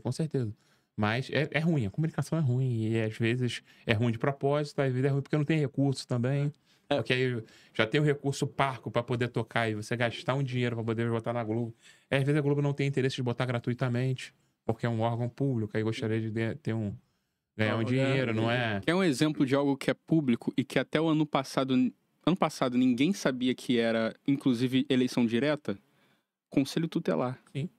Não é divulgado. E é eleição. Você pode ir lá votar. Muita Aí ano gente passado começou a ter essa divulgação, mas é algo que também, Sim. por vários motivos, como o Rodrigo falou. E assim, hoje ele levantou essa pauta, eu não sei o que um conselheiro tutelar faz hoje, por exemplo. Eu não tenho essa visão do que ele vai propor para mim ali, entendeu? O conselheiro tutelar, ele tem um recorte ali de defesa do ECA, que é o Estatuto da Criança e Adolescente, e ele que tem como dever ali a garantia dos direitos da criança e adolescente das mais diversas formas, né? Só que o conselheiro tutelar ganha muito pouco, na minha opinião. Se não me engano, o salário é R$4.000. Para o nível de trabalho e responsabilidade, né? É muito pouco, na minha opinião. Eu acho que se eu não me engano, é esse valor, tá? Mas tem município que é menos. Mas tem que ver a quantidade de pessoas, de famílias no município. De famílias no município. Aí tem, às vezes o município tem pouco conselheiro para a quantidade de pessoas. Tem isso. Aí tem vários fatores, porque é uma demanda muito grande. Você é responsável ali por várias vezes, é chamado na delegacia, é chamado para fazer uma mediação com pai e mãe, é chamado para fazer um parecer sobre um determinado assunto. Não tem vida. Então é muito difícil. A vida do conselheiro tutelar é muito difícil. É claro que tem maus profissionais em todas as áreas, advogados péssimos, advogados bons, conselheiros tutelares que às vezes ignoram o fato ali, entraram por uma questão Política também. meramente política, ideológica, e tá pouco se lixando ali para a questão dos direitos das crianças mesmo, né? Então, teve uma ascensão muito grande de conselheiros tutelares conservadores, né? Alguns recortes de galera conservadora se mobilizando para poder ocupar esses conselheiros tutelares, ocuparam muito. E ele não está interessado ali no direito da criança e adolescente, ele está interessado de ficar discutindo coisas aleatórias, o banheiro unissex, tipo assim. Eu fico vendo a quantidade de boteco que eu fui na vida que era unissex, que eu falo, caraca, tipo, não era problema esse troço antigamente, cara. E agora todo mundo fala esse negócio assim. Quantidade de boteco que eu fui, de lugar que eu fui, e fica esse discurso, e a galera enche o saco com isso e tal, né? Enfim. E a maioria dos abusos sexuais acontece em casa. E a galera discutindo. Infelizmente é o próprio não é no banheiro, é o próprio parente, né, cara? Exatamente. É triste. Muito triste. Cara, vamos falar um pouquinho. Quer falar mais alguma coisa sobre? Não, sobre isso não. Eu ia chamar um outro assunto aí, mas não sei se já tava eu também ia chamar um outro. O Diogo, ele fica meio chateado com essas fica coisas. muito chateado. É o cara que faz nosso corte. Posso puxar um assunto pesado? Pode. Assim, é algo que realmente, assim, vendo a conversa... O contexto. Isso me lembrou e bateu uma preocupação. Por que o Vasco tá do jeito que tá? Cara, eu vou conseguir deixar pesado esse assunto. Pesado. Agora ele tá deixando ele cada vez mais triste. Cara, o Vasco foi vendido, né, para uma empresa que tá pouco se lixando pro Vasco. Acho que tá pouco se lixando pro futebol, né? Tá pouco se lixando pro futebol, mas pro Vasco, principalmente. Porque, por exemplo, o Botafogo foi vendido por um bilionário. Aí o bilionário, ele gosta de futebol, ele vai lá, torce, fala besteira pra caramba. Fala, relatório de IA. Mas ele gosta, ele torce, relatório de IA, bagulho aleatório. Não, mas o cara gosta de futebol. Sim. Os caras do Vasco, uns malucos ricos que vieram aqui, fizeram um contrato absolutamente estranho, para falar o mínimo. Tô usando o eufemismo. Um contrato estranho. O Salgado, ele assume o Vasco, faz o Vasco cair. Vou contar só uma parte triste, tá? Bota uma musiquinha. Bota uma musiquinha aí, dá pra botar uma musiquinha? Não, mas pior que é triste mesmo. Cara, meu pai era vascaíno, né? E meu pai sofreu um câncer de bexiga e tal, deu metástase, estava ferrado. E por conta de não ter plano de saúde, ele foi morar no interior da Bahia, que o SUS funciona muito bem. Ele morou numa cidade chamada Vitória da Conquista. Uns 3 anos da vida ele virou. Então eu ia visitar ele direto e tal. Quando ele estava nas últimas, ele com dor em casa, ele ficou em casa para poder assistir o jogo do Vasco. E o Vasco empatou com o CSA em casa. Inadmissível. Por quê? Esse foi o pior ano da história do Vasco. Foi quando o Vasco não subiu da segunda divisão. Isso foi de propósito que o Salgado fez para poder criar narrativa junto à torcida, para poder vender o Vasco mais fácil. Porque aí o Vasco, todo mundo desesperado, o Vasco não sobe da segunda divisão, você vende o clube, o Vasco foi vendido, né, por um valor que a gente sabe que os caras não vão pagar o valor que falaram que iam pagar, a prova é o time do Vasco hoje, né, e, cara, tem muita raiva desse maluco, assim. Na raiva de querer fazer mal a ele, longe disso, mas a raiva, o cara ruim, o cara arrebentou o Vasco. E o Vasco, cotidianamente, tem uma coisa que não me decepciona, é o Vasco me decepcionar. Eu posso ter certeza que eu tenho um final de semana. Eu tô tranquilão, feliz. Eu falei, cara, vou ficar puto hoje. O que eu vou fazer? Ver o jogo do Vasco. Vou ver o jogo do Vasco. Caraca, cara, eu ver o jogo do Vasco é algo que me... Meu Deus do céu, cara. Então, mas tinha uma solução, né? Você podia assistir o jogo do Flamengo e começar a virar flamenguista. Né? Não uma tem solução. como, cara. Não O dá. Vasco... o Vasco é uma sina, né? Eu tinha uma camisa antigamente que eu não entendia direito, mas eu ganhei. Acho que minha mãe comprou uma camisa pra mim. Eu fui entender que era a cruz de malta, assim. Essa é a cruz que eu carrego. Tá carregando até hoje. Só que essa camisa era dessa, que o Vasco ganhava tudo. Agora faz sentido, entendeu? Naquela época eu não fazia, não. Eu era molequinho. Minha mãe deu uma camisa. Eu lembro dessa camisa. Essa é a cruz que eu carrego, era uma cruz de malta. Agora é... Cara, eu fico com uma pena do Pedrinho, cara. Ele assumiu um Vasco onde ele não pode opinar em nada. O grupo político dele apoiou essa venda da forma que foi atabalhoada. Tipo, eu sou sócio do Vasco. Olha, você é sócio de algo. Sócio não é apelido. Uhum. Eu tenho uma parte do Vasco. Sim. O Vasco foi vendido e eu não tive acesso ao contrato da venda do Vasco. Tem noção disso, cara? E Pedrinho concordou com isso. O grupo político do Pedrinho do Vasco concordou com isso. Então, aí ele vai dar entrevista, pô, eu não posso falar sobre isso. Porque o contrato foi cagado. É todo momento ele fala assim, eu não posso falar sobre E os isso. direitos humanos? Cadê? Cadê os direitos humanos? Os direitos humanos do torcedor do Vasco é a quantidade de violação do torcedor do Vasco. Tipo assim, tu quer ver a expressão de alguém que acabou de sofrer uma violação, tu para lá na porta de São Januário, fim do jogo do Vasco. Todo mundo saindo, assim, Triste. pô, arrebentado. Cabeça baixa. Acaba conosco. Meu Deus do céu.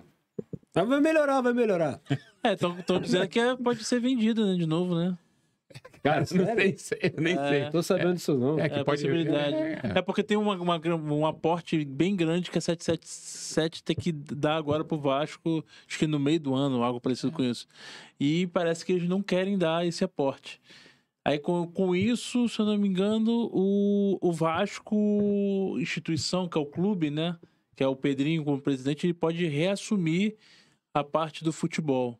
Sim, tomara que seja isso. Eu vender para uma outra empresa que seja mais séria e tal.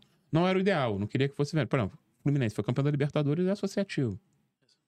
Ainda é uma associação. Flamengo é associativo. Palmeiras Ganhou tudo. é associativo. Ganhou tudo. O Flamengo ganhou tudo nos últimos anos. Associativo. Essa falácia de que tem que vender para poder... Aí... Mas o Botafogo quase ganhou, né? Quase.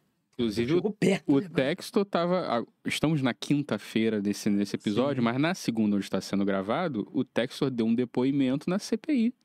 Inclusive, o Cajuru falou que deu indícios para uma investigação. Aí a gente vê a situação que tá o Brasil quando o Cajuru dá a opinião dele sobre alguma coisa. Assim. E no dia anterior, o Textor estava lá comendo seu churrasquinho e tomando uma sobraminha. E andou de skate e caiu. Caiu de skate. Cara, eu vou te falar. Ele quebrou um braço, teve que passar por uma leve operação. Que meleque, hein? Cara, ele é muito, muito fofarrão, né? Mas o cara é torcedor, cara.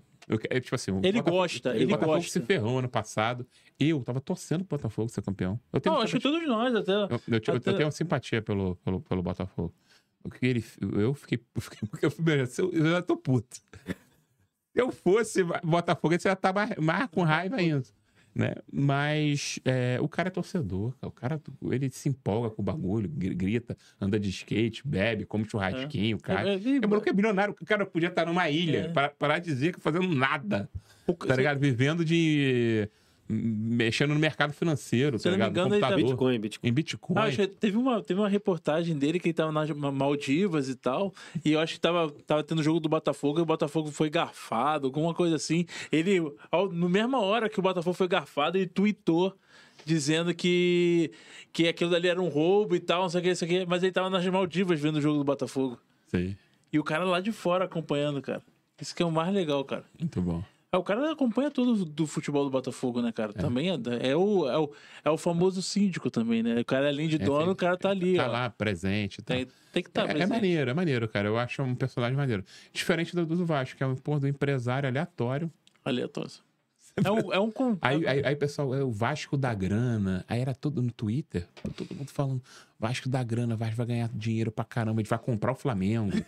A gente vai comprar o sonho já, né? Eu tô muito dinheiro, vou comprar o Flamengo, vou comprar o Maracanã. Vasco vai ter dinheiro pra caramba. Aí quando vê, a gente tá aguentando aí. Tem um youtuber do Vasco, se eu não me engano, que ele chegou e falou: agora. Acho que o problema maior do Vasco foi quando o cara da 777 falou assim: o Vasco vai agora jogar de igual para igual com o Flamengo. Essa é a última vez. Ele falou assim: essa é a última vez que o Vasco vai jogar que não vai jogar com equilíbrio financeiro com o Flamengo. Tipo assim, o Vasco perder uma porrada de jogo depois, jogando com o Léo Jabá. E a base? A base tá vindo bem. A base vem forte. Eu acho que tem a tradição de ter uma base boa. Pior que sempre teve, né? Mas não suporta. Dá pra ganhar um dinheiro, pô, vender. É o que o Vasco tá fazendo aí. É o que a 777 tá fazendo. Pega qualquer jogador da base que tá melhorando, vende. Aí vai lá e contrata uns cabeça de barra aí. Vamos mudar um pouco o assunto aí, sair do futebol e vamos entrar numa coisa que eu gosto muito, que a galera sabe aí, que é inteligência artificial. Né, que está em alta.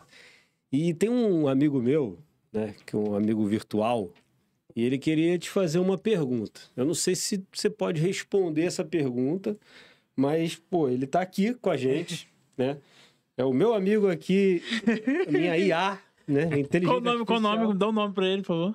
Não tem... É Pedrinho. Pedrinho. Meu amigo... Esse Pedrinho pode falar, porque o presidente do Vasco pode falar, não. Esse pode falar, esse pode falar. E, Pedrinho, fala aqui pro Mondego, pergunta pro Mondego aqui, faz uma pergunta pro Rodrigo Mondego aí. As inteligências artificiais e os robôs estão se tornando cada vez mais integrados em nossas vidas. E, em alguns casos, até mesmo tomando decisões que podem afetar diretamente os seres humanos. Neste contexto, uma questão que vem ganhando espaço é sobre a extensão dos direitos humanos para as IAs. Na sua visão, como especialista em direitos humanos, como devemos abordar a questão dos direitos das inteligências artificiais? Existe um espaço para discutirmos direitos de IA? Ou nosso foco deve permanecer exclusivamente nos impactos que estas tecnologias têm sobre os direitos humanos já estabelecidos? Eita, Por que esse IA é paulista, Yuri? Não, eu ainda não sei. Só tem disponível em São Paulo. Daqui a pouco vem... Vem pro Rio. Vem pro Rio, eu vou botar um sotaquezinho nele aqui, esperto, vai ficar, show de bola. Mas então, esse é um tema interessante aí pro futuro, né? Uma coisa que a gente ainda não tem uma visibilidade muito grande do que vai acontecer, questão de ética, né? Muita coisa envolvida. Mas você tem alguma opinião formada sobre isso aí, em relação às IAs e os direitos e etc? Enfim, eu acredito que a tecnologia deve servir os humanos e não ao contrário, né? E partindo desse... Vai ficar chateado aqui contigo. Daqui a pouco ele vai te mandar uma resposta, vai responder. Partindo desse pressuposto, né, tem que analisar, como ele muito bem disse aí, dos impactos dessa tecnologia para os humanos, né? Que vai desde o uso de inteligência artificial para atacar as particularidades, as privacidades das pessoas, né? Que o uso de IA que pode fomentar preconceito e discriminação, né? Então, existe todo um debate ético aí. Quem já Sim, viu sim. Black Mirror, né, sabe Principalmente isso, né? do debate aí de...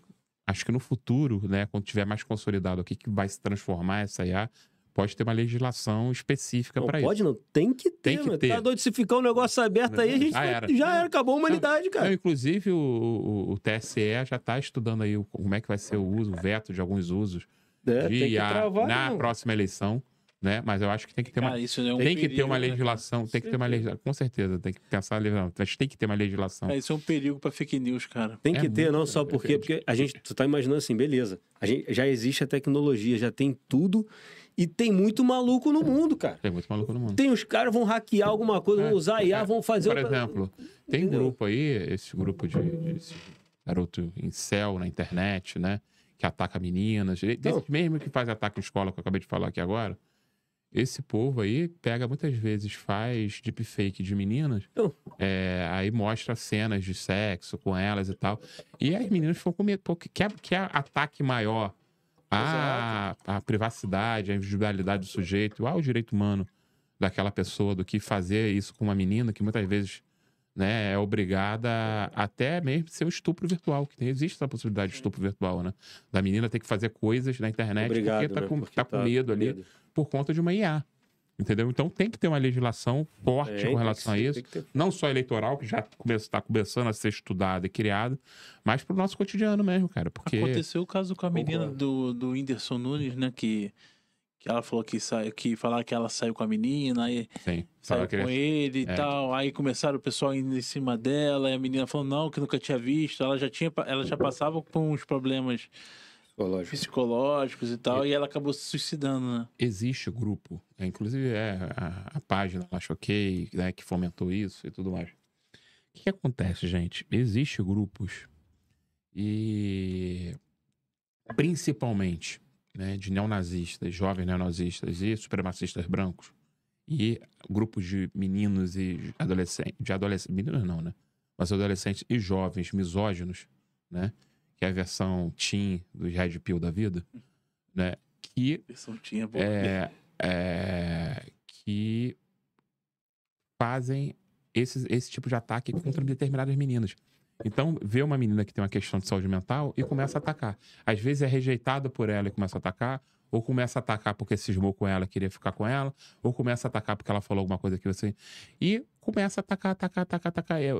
E é um linchamento que é real, assim. Eu, numa época, eu atuei num caso de racismo, e um grupo virtual, que eu não quero falar o nome, mas, enfim. Um grupo virtual começou a me atacar. Eles participavam de um determinado fórum na internet, começou a me atacar, ameaçou. Eu recebi telegrama na casa da minha mãe com ameaça de estupro e morte dela. Só que os caras cometeram a burrice de mandar um telegrama pra OAB, falando que ia explodir a OAB e o aeroporto Santos Dumont, que é do lado da OAB, se eles não caçassem a minha carteira. O que aconteceu? A Polícia Federal entrou. Aí quando a Polícia Federal entrou, conseguiu descobrir quem era a liderança. A liderança foi presa e foi o primeiro condenado por terrorismo no Brasil. Caraca, que doido, hein? Mas continuam existindo grupos assim, né? É complicado. Então... Infelizmente isso não vai acabar nunca. Mas tem que ter...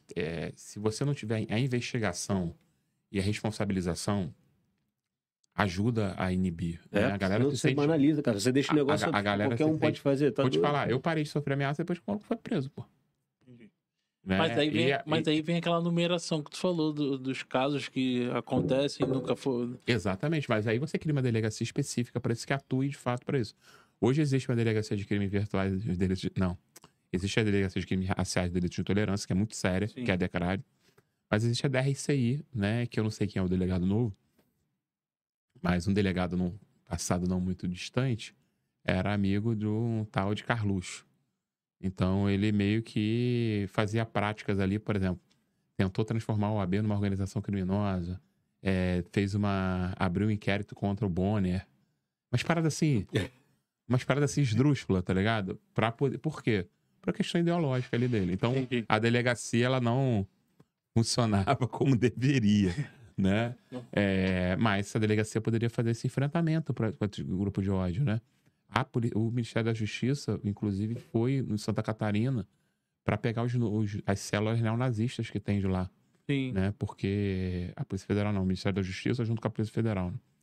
Porque é isso, esses grupos se disseminam na internet, ganham mais gente, e aumenta esses ataques aí. E já tá comprovado que vários ataques são dessa galera. Tipo assim, o ataque que teve em Blumenau, o menino tava com a suástica, o menino que matou... Entrou na creche? Que entrou na creche. Tinha uma suástica. O cara que matou, que era filho de policial no Espírito Santo, né, e matou, Aracruz, se eu não me engano, matou 2 pessoas, ele tinha livro nazista em casa, né? Então, é uma parada que é muito real, assim. É claro que existem umas figuras com nítido sofrimento mental, tipo o que aconteceu aqui em Realengo. O moleque sofreu bullying, e falava nada com nada, era uma parada assim. Mas alguns não, alguns são, como eu posso dizer, ideologicamente corrompidos, né? Que é diferente da saúde mental, entende? Sim. Cheio de ódio. Que nem todo mundo, nem todo homem bomba, né? Alguém que vai fazer uma prática de terrorismo e se matar, né? Como a gente conhece, né? No Oriente Médio tem muitas pessoas que fazem isso e tudo mais, né? Do Estado Islâmico, por exemplo. Eles são pessoas com sofrimento mental. Não, foi uma pessoa que foi corrompida religiosamente, ali, ideologicamente. E ela acredita realmente que se matar pessoas vai ser bom para ela. E isso acontece, seja no recorte da religião, mas seja no recorte ideológico. E essa galera neonazista é perigosíssima. Sim. E existe uma negligência muito... Agora tá mudando um pouquinho, mas existe uma negligência muito grande da sociedade com isso. Essa galera é perigosa, mano. Você tem noção que tem mais de 60 células neonazistas em Santa Catarina? 60? Mais de 60. Então você imagina que cada célula tem muitas pessoas. Caraca. Isso só em Santa Catarina. Isso só em Santa Catarina. É o que per capita, que proporcionalmente é o estado que mais tem célula neonazista. Mas São Paulo acho que tem mais. Tem por causa das imigrações e tal também? Não, porque às vezes o cara acha que o tataravô dele é alemão, então ele acha que tem a raça pura, né? Então, tem as bizarrices que acontecem em Santa Catarina. Assim, ele acha que era uma raça superior por conta disso. Aí tem o recorte ideológico. Tem o conservadorismo lá que é grande. Aí tem um tal de bolsonarismo também que é grande. E por aí vai. Vamos mudar um pouquinho de assunto? Pouquinho só. Recentemente, o caso da Marielle veio à tona novamente com as prisões dos irmãos Brazão. Você que é próximo do Freixo, né? Podemos dizer que você hoje é amigo pessoal dele também. Isso foi um grande alívio para vocês? Cara, foi, porque é muito tempo querendo uma resposta, o Estado não dando, e a gente vendo uma sabotagem aí com relação a isso, né? A dona Marinette fazia parte da Comissão de Direitos Humanos comigo, né? Ela saiu naquela leva depois da perseguição que a gente teve. E a dona Marinette, que é a mãe dela, que é advogada, que atua na área de direitos humanos também. E a família, você vê nitidamente ali na família não um alívio, né? Porque tem muita resposta a ser dada ainda, mas um início de uma possibilidade de um respiro, né? Porque esse caso, mudou o delegado várias vezes. E um dos delegados ainda era o Rivaldo Barbosa. Rivaldo recebeu a família. Eu não acompanhei diretamente. Né, abraçou e prometeu a resolução do caso quanto antes. E depois você saber que o cara simplesmente estava envolvido, né? E entrou 2 dias antes, sei lá, do assassinato. Nossa, é tão triste falar, né, desse caso, mas foi um caso que repercutiu, acho que o mundo inteiro, né? Sim. É muito triste, assim. A Marielle era uma referência, né, de quem atua na área de direitos humanos. Sim. Você convivia com a Marielle, né? Atuei em alguns casos. Que eu lembro que você também chegou não foi na Assembleia, né, que você era do direito. Eu era da Comissão de Direitos Humanos da OAB em 2013, 2014. E ela era da Comissão de Direitos Humanos da Alerj. Né? Ela era coordenadora da Comissão de Direitos Humanos da Alerj. Tinha uma questão de atendimento de familiares policiais mortos que ela fazia lá. Era o único órgão de Estado que fazia esse atendimento. Era a Comissão de Direitos Humanos da Alerj com a Marielle, né, nessa época. Então, ela era uma referência, porque ela estava em tudo. Ela era muito ativa, ela era muito ampla, ela dialogava com todo mundo. Ela não tinha uma coisa assim... Muita gente de esquerda tem sectarismo, né? Não fala com ninguém, não sei o quê. E a Marielle era uma figura que falava com todo mundo, que dialogava, que era ampla e que era muito prática. Ela atendia as famílias, ela ia no lugar. Eu lembro de uma história de uma mãe de um policial que foi morto, né? Um policial civil que foi morto. O julgamento foi no Fórum de Caxias. A Marielle não estava sem um carro lá da Assembleia Legislativa no dia, ela pegou um trem, foi para Caxias para poder acompanhar a mãe. Ela nem é advogada, mas só para acolher a mãe, de estar junto com a mãe. Ela foi de trem para Caxias. Assim, isso era a Marielle, assim, era muito significativo. Então, humana, né? Muito humana. Muita gente não conhecia, ela teve uma votação muito expressiva, mas essa questão das bolhas, né? Muita gente não a conhecia, ela ganha o mundo, principalmente depois da partida prematura dela, aí, por conta desse trágico assassinato, né? Desse absurdo assassinato. Mas a Marielle era muita referência para a área da galera que atuava na área de direitos humanos. Eu pude falar isso em vida, pô, Marielle, você é minha referência e tal. Isso é bom, né? Isso que é maneiro pra caramba, né? Pra dizer que você não deixou de falar isso pra ela, né? Aí é uma das coisas que eu consegui não falar fica assim, um arrependimento, né? eu consegui falar em vida isso pra ela. Então já tá chegando ao finalmente de todo o caso. Não sei se chegou finalmente, mas acho que é o início, né? Mas é o início do finalmente. Aí vai soltar agora toda a delação premiada do Lessa, que é o executor, né? E do Queiroz, que é o motorista. Ainda não. Pensei que já tivesse liberado alguma coisa, mas não só. Só essa parte aí então vai estar aí completa agora. Porque ele vai falar, inclusive, de outras situações e então. Mas você tá acompanhando junto com a família? Não tô acompanhando a família. Esse caso, eu entro na comissão em 2019, né?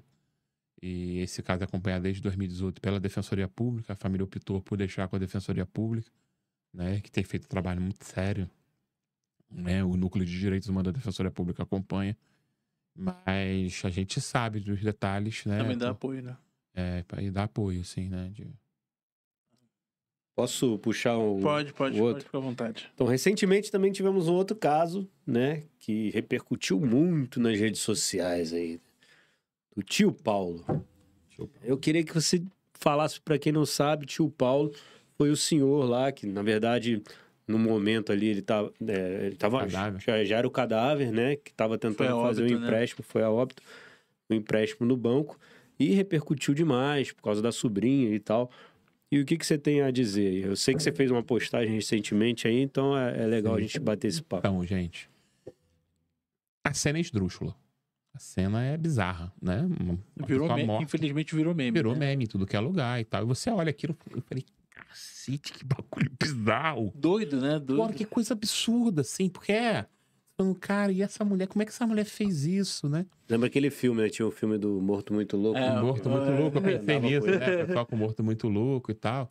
Tu pode lembrar também de A Morte de Kim Carberro d'Água, que é um filme, é um livro do Jorge Amado. Lembro. E tem um filme mais recente, né? Que é A Morte de Kim Carberro d'Água, que era um maluco, né? Que tava morto e o pessoal levava ele para os botecos de Salvador, né?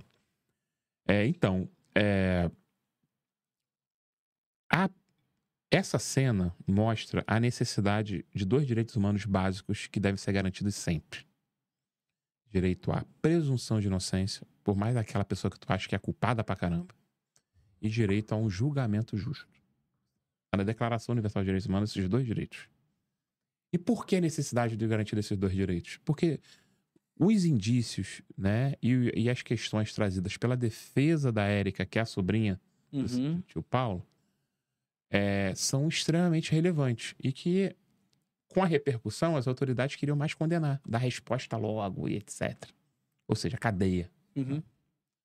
E quais são as questões? A primeira questão o empréstimo foi pedido há 1 mês e meio. Só foi executado agora porque ele foi internado nesse meio tempo e a sobrinha acompanhava ele. Ela morava com ele. Ele tinha dificuldade de mobilidade. Por isso, pediu para poder adaptar a casa dele, né? E por isso precisou do empréstimo para poder adaptar a casa dele. Porque como ele não conseguia mais andar direito, a ideia era que transformasse a garagem deles num quarto específico para ele. Então por isso ele estava dormindo na garagem de forma ruim e tal, porque não tinha cama. Então ele queria pegar esse empréstimo para reformar ali. Para reformar. Alguns meses antes ele tinha ganhado LOAS, né? Então por conta disso ele ia começar a receber uma determinada pensão e por isso ia conseguir pagar esse empréstimo, que era cerca de 400 e poucos reais por mês que ele ia pagar. Então ele ia fazer a obra em casa e já existia o orçamento dessa obra. E a defesa tem isso, o orçamento dessa obra. Então o dinheiro ele tinha uma destinação, que era para o próprio tio Paulo. O segundo fator é que a Érica tem sofrimento mental. Isso significa ela comprovado, tem... né? Comprovado, ela tem laudo psicológico e psiquiátrico que diz que ela tem diversos casos de principalmente depressão, mas ela é adicta, ou seja, viciada, num remédio específico que ela começou a tomar por conta da depressão, que possibilita ela ter alucinações. Quando morre, não tem nenhum indício que ela tenha matado o tio Paulo. Não tem mesmo. Então, e tudo indica que ele chegou no local, né, não no banco, mas no shopping lá, vivo. Né, quando ele sai do Uber, vivo e tal. Então, provavelmente ele morreu nesse meio tempo e a sobrinha em negação.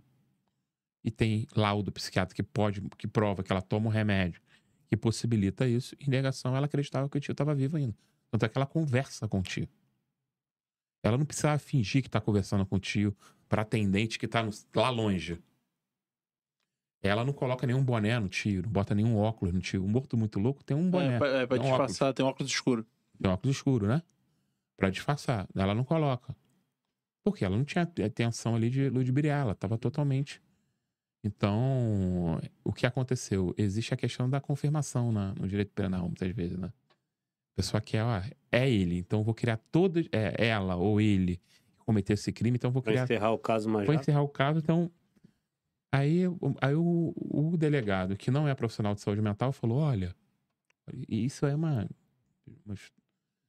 enfim, ele fala, olha, se ela tem problema de saúde mental mesmo, então ela não deveria saber saber o valor do dinheiro. Por que não? Toda pessoa que tem sofrimento mental tem que rasgar dinheiro. Olha o estereótipo que tem, né? O cara tem que rasgar dinheiro. Ele é maluco. Tipo assim, uma parada que tá na década de 80, 70, na época que tinha manicômio, porque qualquer pessoa tu jogava no manicômio de qualquer jeito. Aliás, tem um filme muito bom pra vocês verem, né, que tá na Netflix, que é O Holocausto Brasileiro. Depois vocês vejam. Foi bom. O Holocausto Brasileiro, que é baseado num livro, né, da Daniela Arbex, e a Arbex e a Daniela, né, nesse livro, virou um documentário, e esse documentário tá na Netflix, que conta a história do manicômio de Barbacena. Pra você ver, é muito, muito importante mesmo ver, pra você mostrar o cenário de como eram os manicômios antigamente. E por que existe a luta antimanicomial, né? Então, o filme é bem significativo. E esse delegado, ele tá na época ainda do manicômio de Barbacena. Maluco, né? Rasga dinheiro, você não pode ter uma percepção mediana da realidade, ela tem que comer cocô, né? Entendeu? É uma percepção absolutamente... Sim. Rasga dinheiro, estereotipada, né? E ele não é profissional de saúde. Tem um psicólogo, um psiquiatra falando que ela tem problema. Aí o cara que é profissional de direito, que quer confirmar e quer dar uma resposta célere para a sociedade, manda prender. Coisa que não aconteceu com quem? O cara do Porsche lá que atropelou e matou... Atropelou não, né? Mas bateu no Uber e matou o Uber. Matou. Né? No Brasil, existe a figura da prisão preventiva. Né? A praxe deveria ser, só depois do trânsito em julgado, a pessoa ser presa. Mas existe a figura da prisão preventiva, que é quando você prende antes desse processo. É quando o quê? Quando fere a ordem pública, a ordem econômica, quando tem a possibilidade da pessoa fugir, sendo bem didático, tá? E quando tem a possibilidade da pessoa destruir prova, né? E quando tem que ter um indício de autoria forte. É o caso. Ele tinha bebido ainda. Não, ele tinha. Olha, no caso dele, ele tinha bebido. Ele mentiu pro policial, que ele falou que o hospital não foi. Ele aparece 2 dias depois, quando já não dava mais pra fazer bafômetro. Então, ele destruiu provas antes de tudo, né? E matou uma pessoa. Ele tava andando rápido, um indício de... Então, diferente dela, que é algo esdrúxulo, que choca realmente uma pessoa morta. Choca muito. Né? Eu vi a imagem sem... O negócio, na Globo sai sim. Eu vi sem... É horrível. É horrível. Né? E é chocante, é bizarro. E é tão bizarro que gera uma porrada de meme, né? E... Então, inclusive, vi um meme com Salgado, né? Não, e tem um monte de gente usando isso aí pra fazer... Tipo assim, a mulher, o 777, o Salgado, assina logo esse contrato. Aí a foto era do Salgado, era uma parada bizarra. Não, tem gente fazendo comercial, usando a pessoa com cadeira de Sim, roda. já Manda, vamos assinar aí pra fazer o negócio Chegou lá. na gringa, tem TikTok de gente norte-americana fazendo brincadeira com isso. Entendeu? A galera, é uma parada tão esdrúxula que a parada... Só quando você pega pra poder ver o caso mesmo, o bagulho é triste pra cacete, cara. É uma mulher com problema de saúde mental, é um tio que tinha problema de alcoolismo e era tratado, e tinha vários problemas por conta disso. O tio Paulo, ele tinha problema de alcoolismo e por isso ele tinha a saúde debilitada, né? Uma injustiça, na meu ver, uma injustiça. É absurdo essa mulher estar presa, cara. E ela foi espancada. Foi espancada, né? Enquanto o bilionário, né, do Porsche, tava em casa pegando o seu iPhone, né, e vendo meme da Érica e do tio Paulo sendo zoado, Érica tava sendo espancada no presídio. Entendeu? É triste, né, cara? Muito triste, muito triste. Aí a pessoa sofre tudo que tem, às vezes, tomara que não, mas muitas Pode dessas até piorar, injustiças, algumas pessoas vão presas por muito tempo, chegam a óbito, aí depois lá na frente fazem um documentário dizendo o quanto foi injustiça cometida pela pessoa. Exatamente. É muito Exatamente. triste, cara. Muito triste. Enquanto isso, a família sofre, né? Ela tem 5 filhos, os filhos defenderam... Ela tem 5 filhos? Tem 5 filhos, e os filhos dela, 3 já têm, se eu não me engano, tá? Graduação, um é graduado em Direito até. Caraca. Né? E ele falando, cara, minha mãe fez tudo pela gente e tal. Minha mãe conseguia ter uma vida ativa, apesar de não estar trabalhando, então ela ajudava meu tio, ajudava as coisas em casa. Mas tinha essa questão de depressão, a gente pagava, ela tem um plano de saúde. Então, foi através do plano de saúde que ela teve acesso aos laudos, né? Então, o pessoal pega, assim, é uma pessoa pobre, não miserável, mas pobre, né? E o tio Paulo tinha acesso, ele tinha acesso a pegar um empréstimo de 14 mil, né? 17, eu acho. 17 mil. Um empréstimo de 17 mil, ele tinha uma possibilidade ali, né? Tinha um bom CPF para isso, né? É bom score, né? E ele ia fazer o quê? Ia fazer a adaptação da casa dele. E você fazer uma obrazinha, pois é. 17 mil reais, uma obra pra tu ajeitar a casa e tal, pagar pedreiro, caralho. Comprar uma televisão, botar, comprar móveis novos pra casa, e a adaptação é caro, porque teria que fazer um novo banheiro. Sim, né? Faz sentido. Na parte de baixo. Faz sentido. Fazer... Pô, 17 mil reais, tu paga fácil isso aí, comprando essas coisas. Só que alegaram também, eu acho que, não sei se provavelmente isso daí é uma história, que ela já tinha ido no BMG, que ela já tinha ido em 2 lojas para comprar celular. Uma conhecida minha falou o seguinte, lá em Bangu todo mundo falou, lá os vizinhos, que nunca tinha visto ela na vida, ela apareceu agora. Mora com o cara já há anos. Nunca foi ver. Então, tem um... Vai aparecendo histórias, né? Vai aparecendo histórias e tal. A questão é a seguinte, eu não sei se ela é inocente, ter certeza que ela é inocente ou culpada. A gente vai ver que depois que você tiver todos os indícios dos 2 lados, já tá saindo um laudo cadavérico agora, ver se ela foi em outro lugar mesmo de fato, concreto. Tem vários fatores que tu pode ver. Mas a prisão preventiva dela é absurda por si só. Pois é. Né? Eu não sei se... Esse é o ponto, né? Que, a prisão ainda não tem prova suficiente para prender. E tem indícios reais de que ela é inocente. Não é? Tem indício real que ela é inocente. Então não tem sentido dela. Ela não tentou fugir. Ela não dilubriou a justiça. Ela não vai ser um grande problema para a ordem pública, né? Se ela respondesse em liberdade ou para a ordem econômica. Ela vai fugir, ela conseguiu ocultar algumas coisas. Não, e sabe qual é o pior, cara? Sabe qual é o pior? É o seguinte. Enfim, a gente vê a porção de pessoas grandes criminosos, grandes mafiosos, né, sendo soltos, né? Inclusive com a argumentação de que vai ficar com a família e tal. Um dos filhos da filha da Érica tem sofrimento psíquico também, tem deficiência intelectual. E precisa da mãe. E a mãe cuidava dela. Entendeu? E essa mulher tá presa. E porque o delegado e o promotor quis dar uma resposta séria à sociedade, né? Onde não tem homicídio, que é o crime pior que tem. Não tem. Não tem o homicídio, que é o crime pior. Não tem... tem a possibilidade real dela ser inocente. Ela tem laudo com relação de saúde mental. Ela tinha a destinação do dinheiro, não era para ela comprar, fazer uma viagem para Fernando de Noronha com o dinheiro do tio e gastar tudo em bebida lá. Mas ela Não tem indício de outros envolvidos, né? Não tem indício de outros envolvidos. Então, por ela ser réu primária, ela não deveria estar esperando isso em casa? Ela poderia. Né? É claro que, por exemplo, um cara comete um crime gravíssimo. Isso eu tô dizendo que você ele é réu primário. Né? Tipo assim, o cara é pego com vários casos de uma vez só. Vários casos de pedofilia e o caramba. Ele é réu primário, nunca foi preso.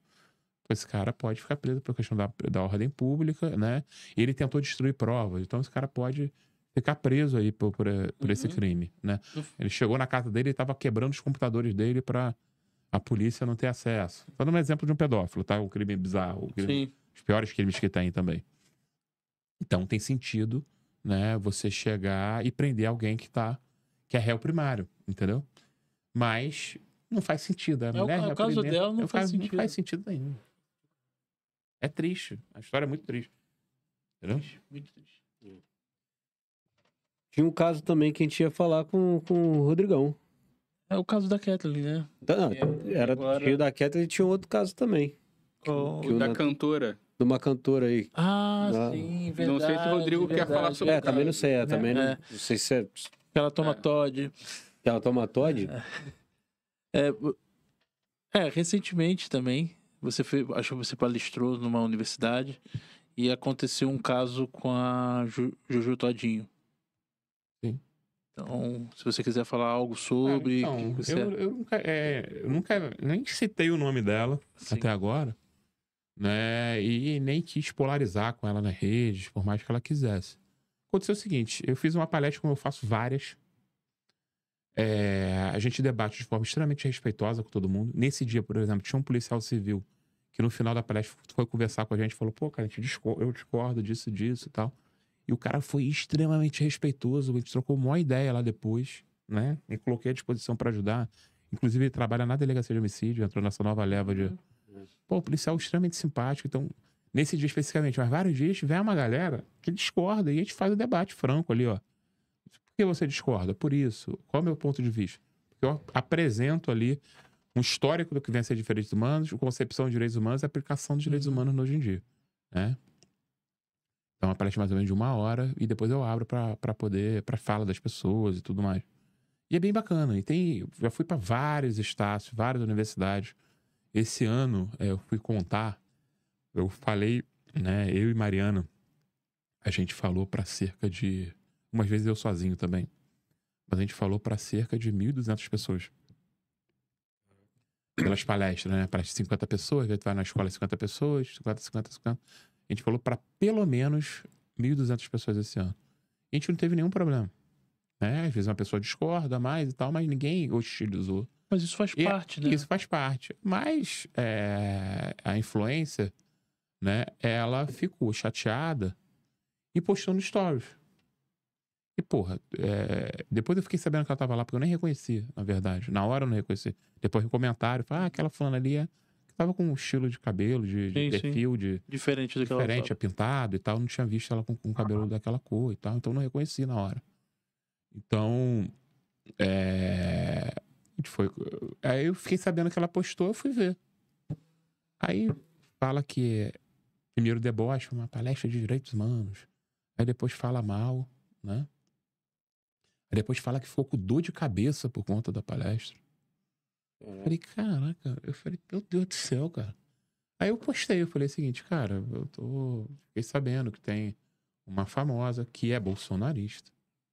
E porque ela esconde isso por conta que ela tem até um público mais amplo, mas ela tem uma posição dela que não teria, né? Mas como ela tem um público muito LGBTQIA+, que acompanha ela esconde isso para não perder parte significativa do público. E eu falei isso, é uma bolsonarista e tal, que não sei o que disse que ficou com dor de cabeça até por minha causa. Isso mostra, né, que... Olha a situação. num curso de direito, a pessoa não querer se incomodar nesse nível com uma palestra de direitos humanos. Vai ficar com dor de cabeça, né? Você ficou com dor de cabeça hoje aí, Diego? Não. Ficou não, né? Ainda não. Ainda não. Se ele falasse de Vasco e Salgado, aí sim. Isso me deixa com dor de cabeça pra caramba. E essa palestra mostra a fossa aí que é o bolsonarismo. Eu falei isso. Mostra o câncer que é o bolsonarismo.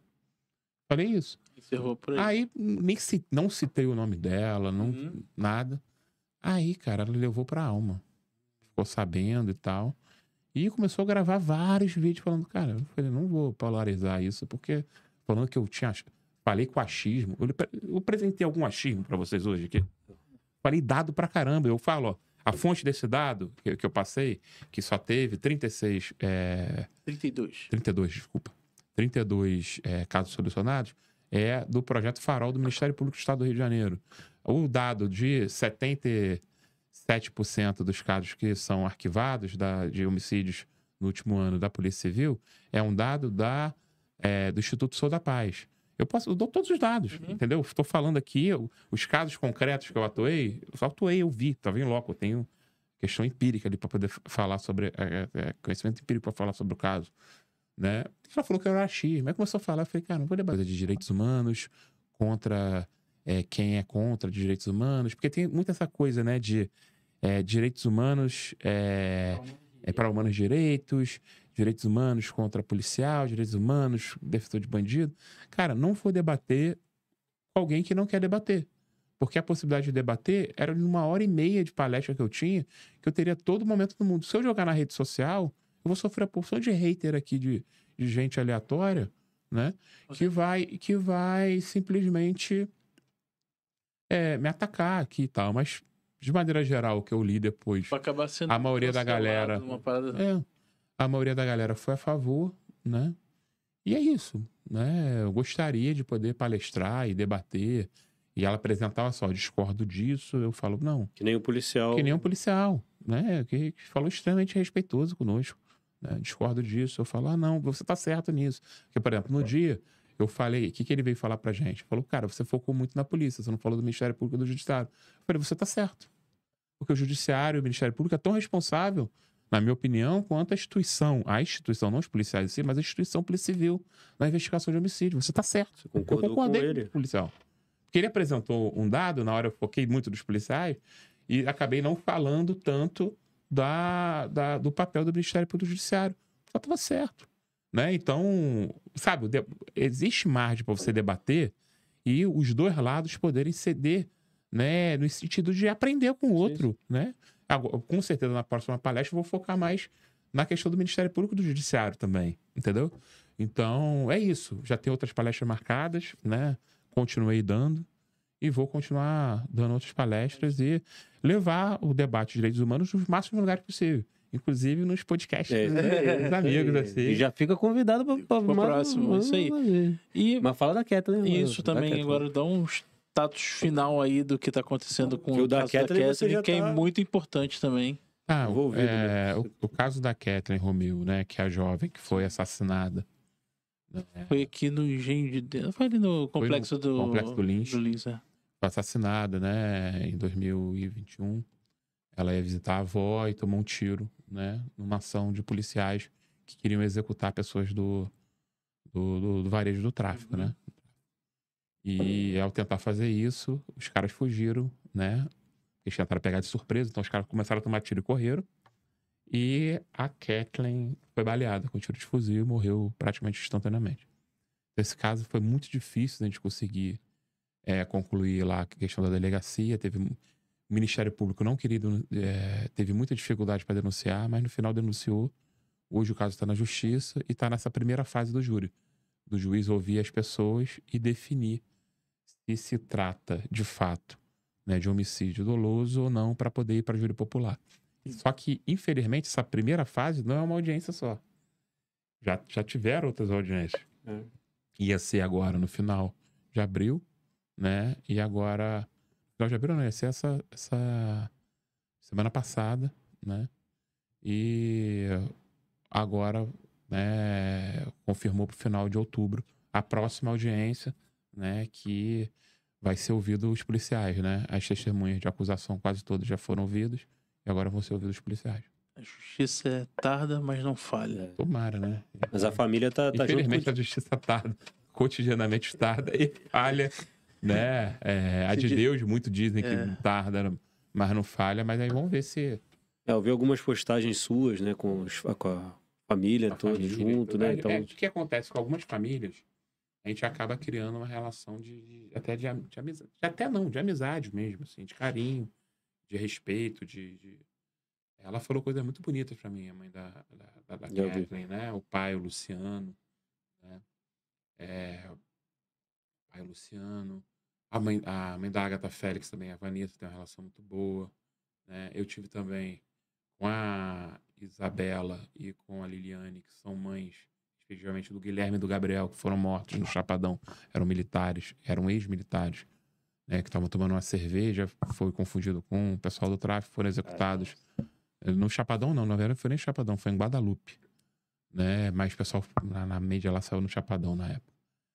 Então eu tenho um carinho, tive com elas agora há pouco tempo. Então tem várias famílias que a gente conversa e acaba conversando sobre outras coisas e tudo mais. Mas a gente acompanha nessa jornada aí por justiça. E é muito ruim, cara, é muito ruim uma coisa de você conhecer as pessoas depois que morreram e conhecer muitas pessoas depois que morreram. Né? E conhecer também as famílias no pior momento da vida. Porque, a mãe da Kathleen, por exemplo, ela me viu no pior momento da vida. Ela me conheceu no ML, cara. Então, por mais que a gente tenha uma relação de carinho e tudo mais, quando ela me vê, ela lembra do pior momento da vida dela, né? É complicado. E é complicado, cara, é complicado. Mas a gente acredita aí que vai ser feita justiça por ela aí, né, pela família, né? Vai dar tudo certo. Se Deus quiser aí, a justiça permitir, né? Vai permitir. Vai permitir, a gente vai correr atrás até o final. Tem tudo pra permitir, vai permitir. Já permitiu. Então, Cara, a gente quer agradecer a sua presença aqui hoje, Rodrigo. Cara, sensacional. Acho que as nossas expectativas eram essas mesmo, então foi muito foda. Pra caralho. Um palavrão. Meu Deus. Foda pra caralho. Falou outro palavrão. Caralho, tá mudando o negócio aqui, Nathan. Pode falar mais, então? Pode começar a falar cara Por favor. Por favor. O que tinha nesse refrigerante aí? Não tinha nada. O Mondego falou um palavrão. Legal pra caramba. Minha mãe fala que eu falo muito palavrão. Eu tava com a minha mãe ontem, ela tem que parar de falar palavrão. Você é uma advogada de direitos humanos. Você não pode ficar falando assim. Eu falei, mãe, mas eu falo. É direito humano. Eu já tô me podando tanto. Então, a gente quer agradecer pela sua vinda aqui. Foi muito legal. E também, cara, conta pra gente o seu futuro. O que é que você vê pela frente aí, a sua caminhada. Corte aí. Vê aqui, ó, a linha tá... Não, a sua caminhada futura aí, o que tu planeja, o que vai... Aonde o pessoal também pode encontrar o Rodrigo Mondego. Então, quem quiser me seguir aí e ver meu trabalho, vai ver, né, no meu Instagram, né, que é Mondego Rodrigo, @Rodrigo Mondego Rodrigo. Meu Twitter, que é @Rodrigo Mondego. Tô me travando aqui, eu não vou falar. Mas eu vou achar o Rodrigo Mondego aí, ó. O Rodrigo Mondego do Instagram. Eu vou contactar ele aí. A gente vai negociar um valorzinho aí, né? Se ele quiser doar aí... A gente aceita. O arroba Vou marcar ele também agora. Vou marcar aí, cara. Vou botar um primo. Rodrigo Mondego. Pô, vamos negociar o negócio aí. No Instagram e no Twitter é Mondego Rodrigo. Não, quer dizer... Só no Instagram. No Instagram é Mondego Rodrigo, no Twitter é Rodrigo Mondego. Né? Quem quiser me seguir aí... Tá aqui no futuro embaixo ainda, cara. Eu sou um advogado, eu atuo na área de direitos humanos, eu atuo desde a minha adolescência, quero atuar em todos os espaços que eu tiver, assim. Eu penso, né, em ter um cargo no legislativo no futuro, porque um cargo no legislativo possibilita, primeiro, dá a possibilidade ali, né, de segurança. Segurança, não falo nem financeira, segurança pessoal, física. Né, física, de poder continuar atuando sem sofrer ameaças, porque a gente sofre muitas ameaças e tem muito receio às vezes. Eu tenho que andar no carro blindado, por exemplo, e etc. Ir pra cá no carro blindado. Mas e ter a possibilidade de ter uma equipe para poder continuar fazendo esse trabalho, assim, seja da perspectiva parlamentar mesmo, de construção de lei, fomento de política pública, fiscalização do executivo, né? Mas pelo próprio mandato também poder atuar e você ter um grupo de advogados para poder dar assistência jurídica para familiares de vítimas de violência e para pessoas vítimas de violação de direitos humanos, né? Você tem um assistente social para poder dar esse tipo de encaminhamento também, um psicólogo. E é isso. Estou pensando aí no futuro, né? Hoje estou pré-candidato a vereador aqui do município do Rio, né? E tenho esse ideal, assim, de continuar lutando por direitos humanos. Eu acho que dá para fazer isso pelo parlamento, né? E dá para continuar fazendo um enfrentamento real, né? Contra a violação de direitos humanos das mais diversas perspectivas. Seja da criança com deficiência intelectual que não tem o atendimento e a política pública necessária no município, seja da pessoa que está em situação de rua, que está tendo que dormir no colchão de percevejo, no abrigo, cheio de percevejo, infestação de percevejo, porque o município não oferece a estrutura necessária, seja do ambulante que quer trabalhar, se regularizar e não abre vagas necessárias para esse ambulante, ele tem que ficar na ilegalidade, aí ele vai lá e apanha da guarda municipal.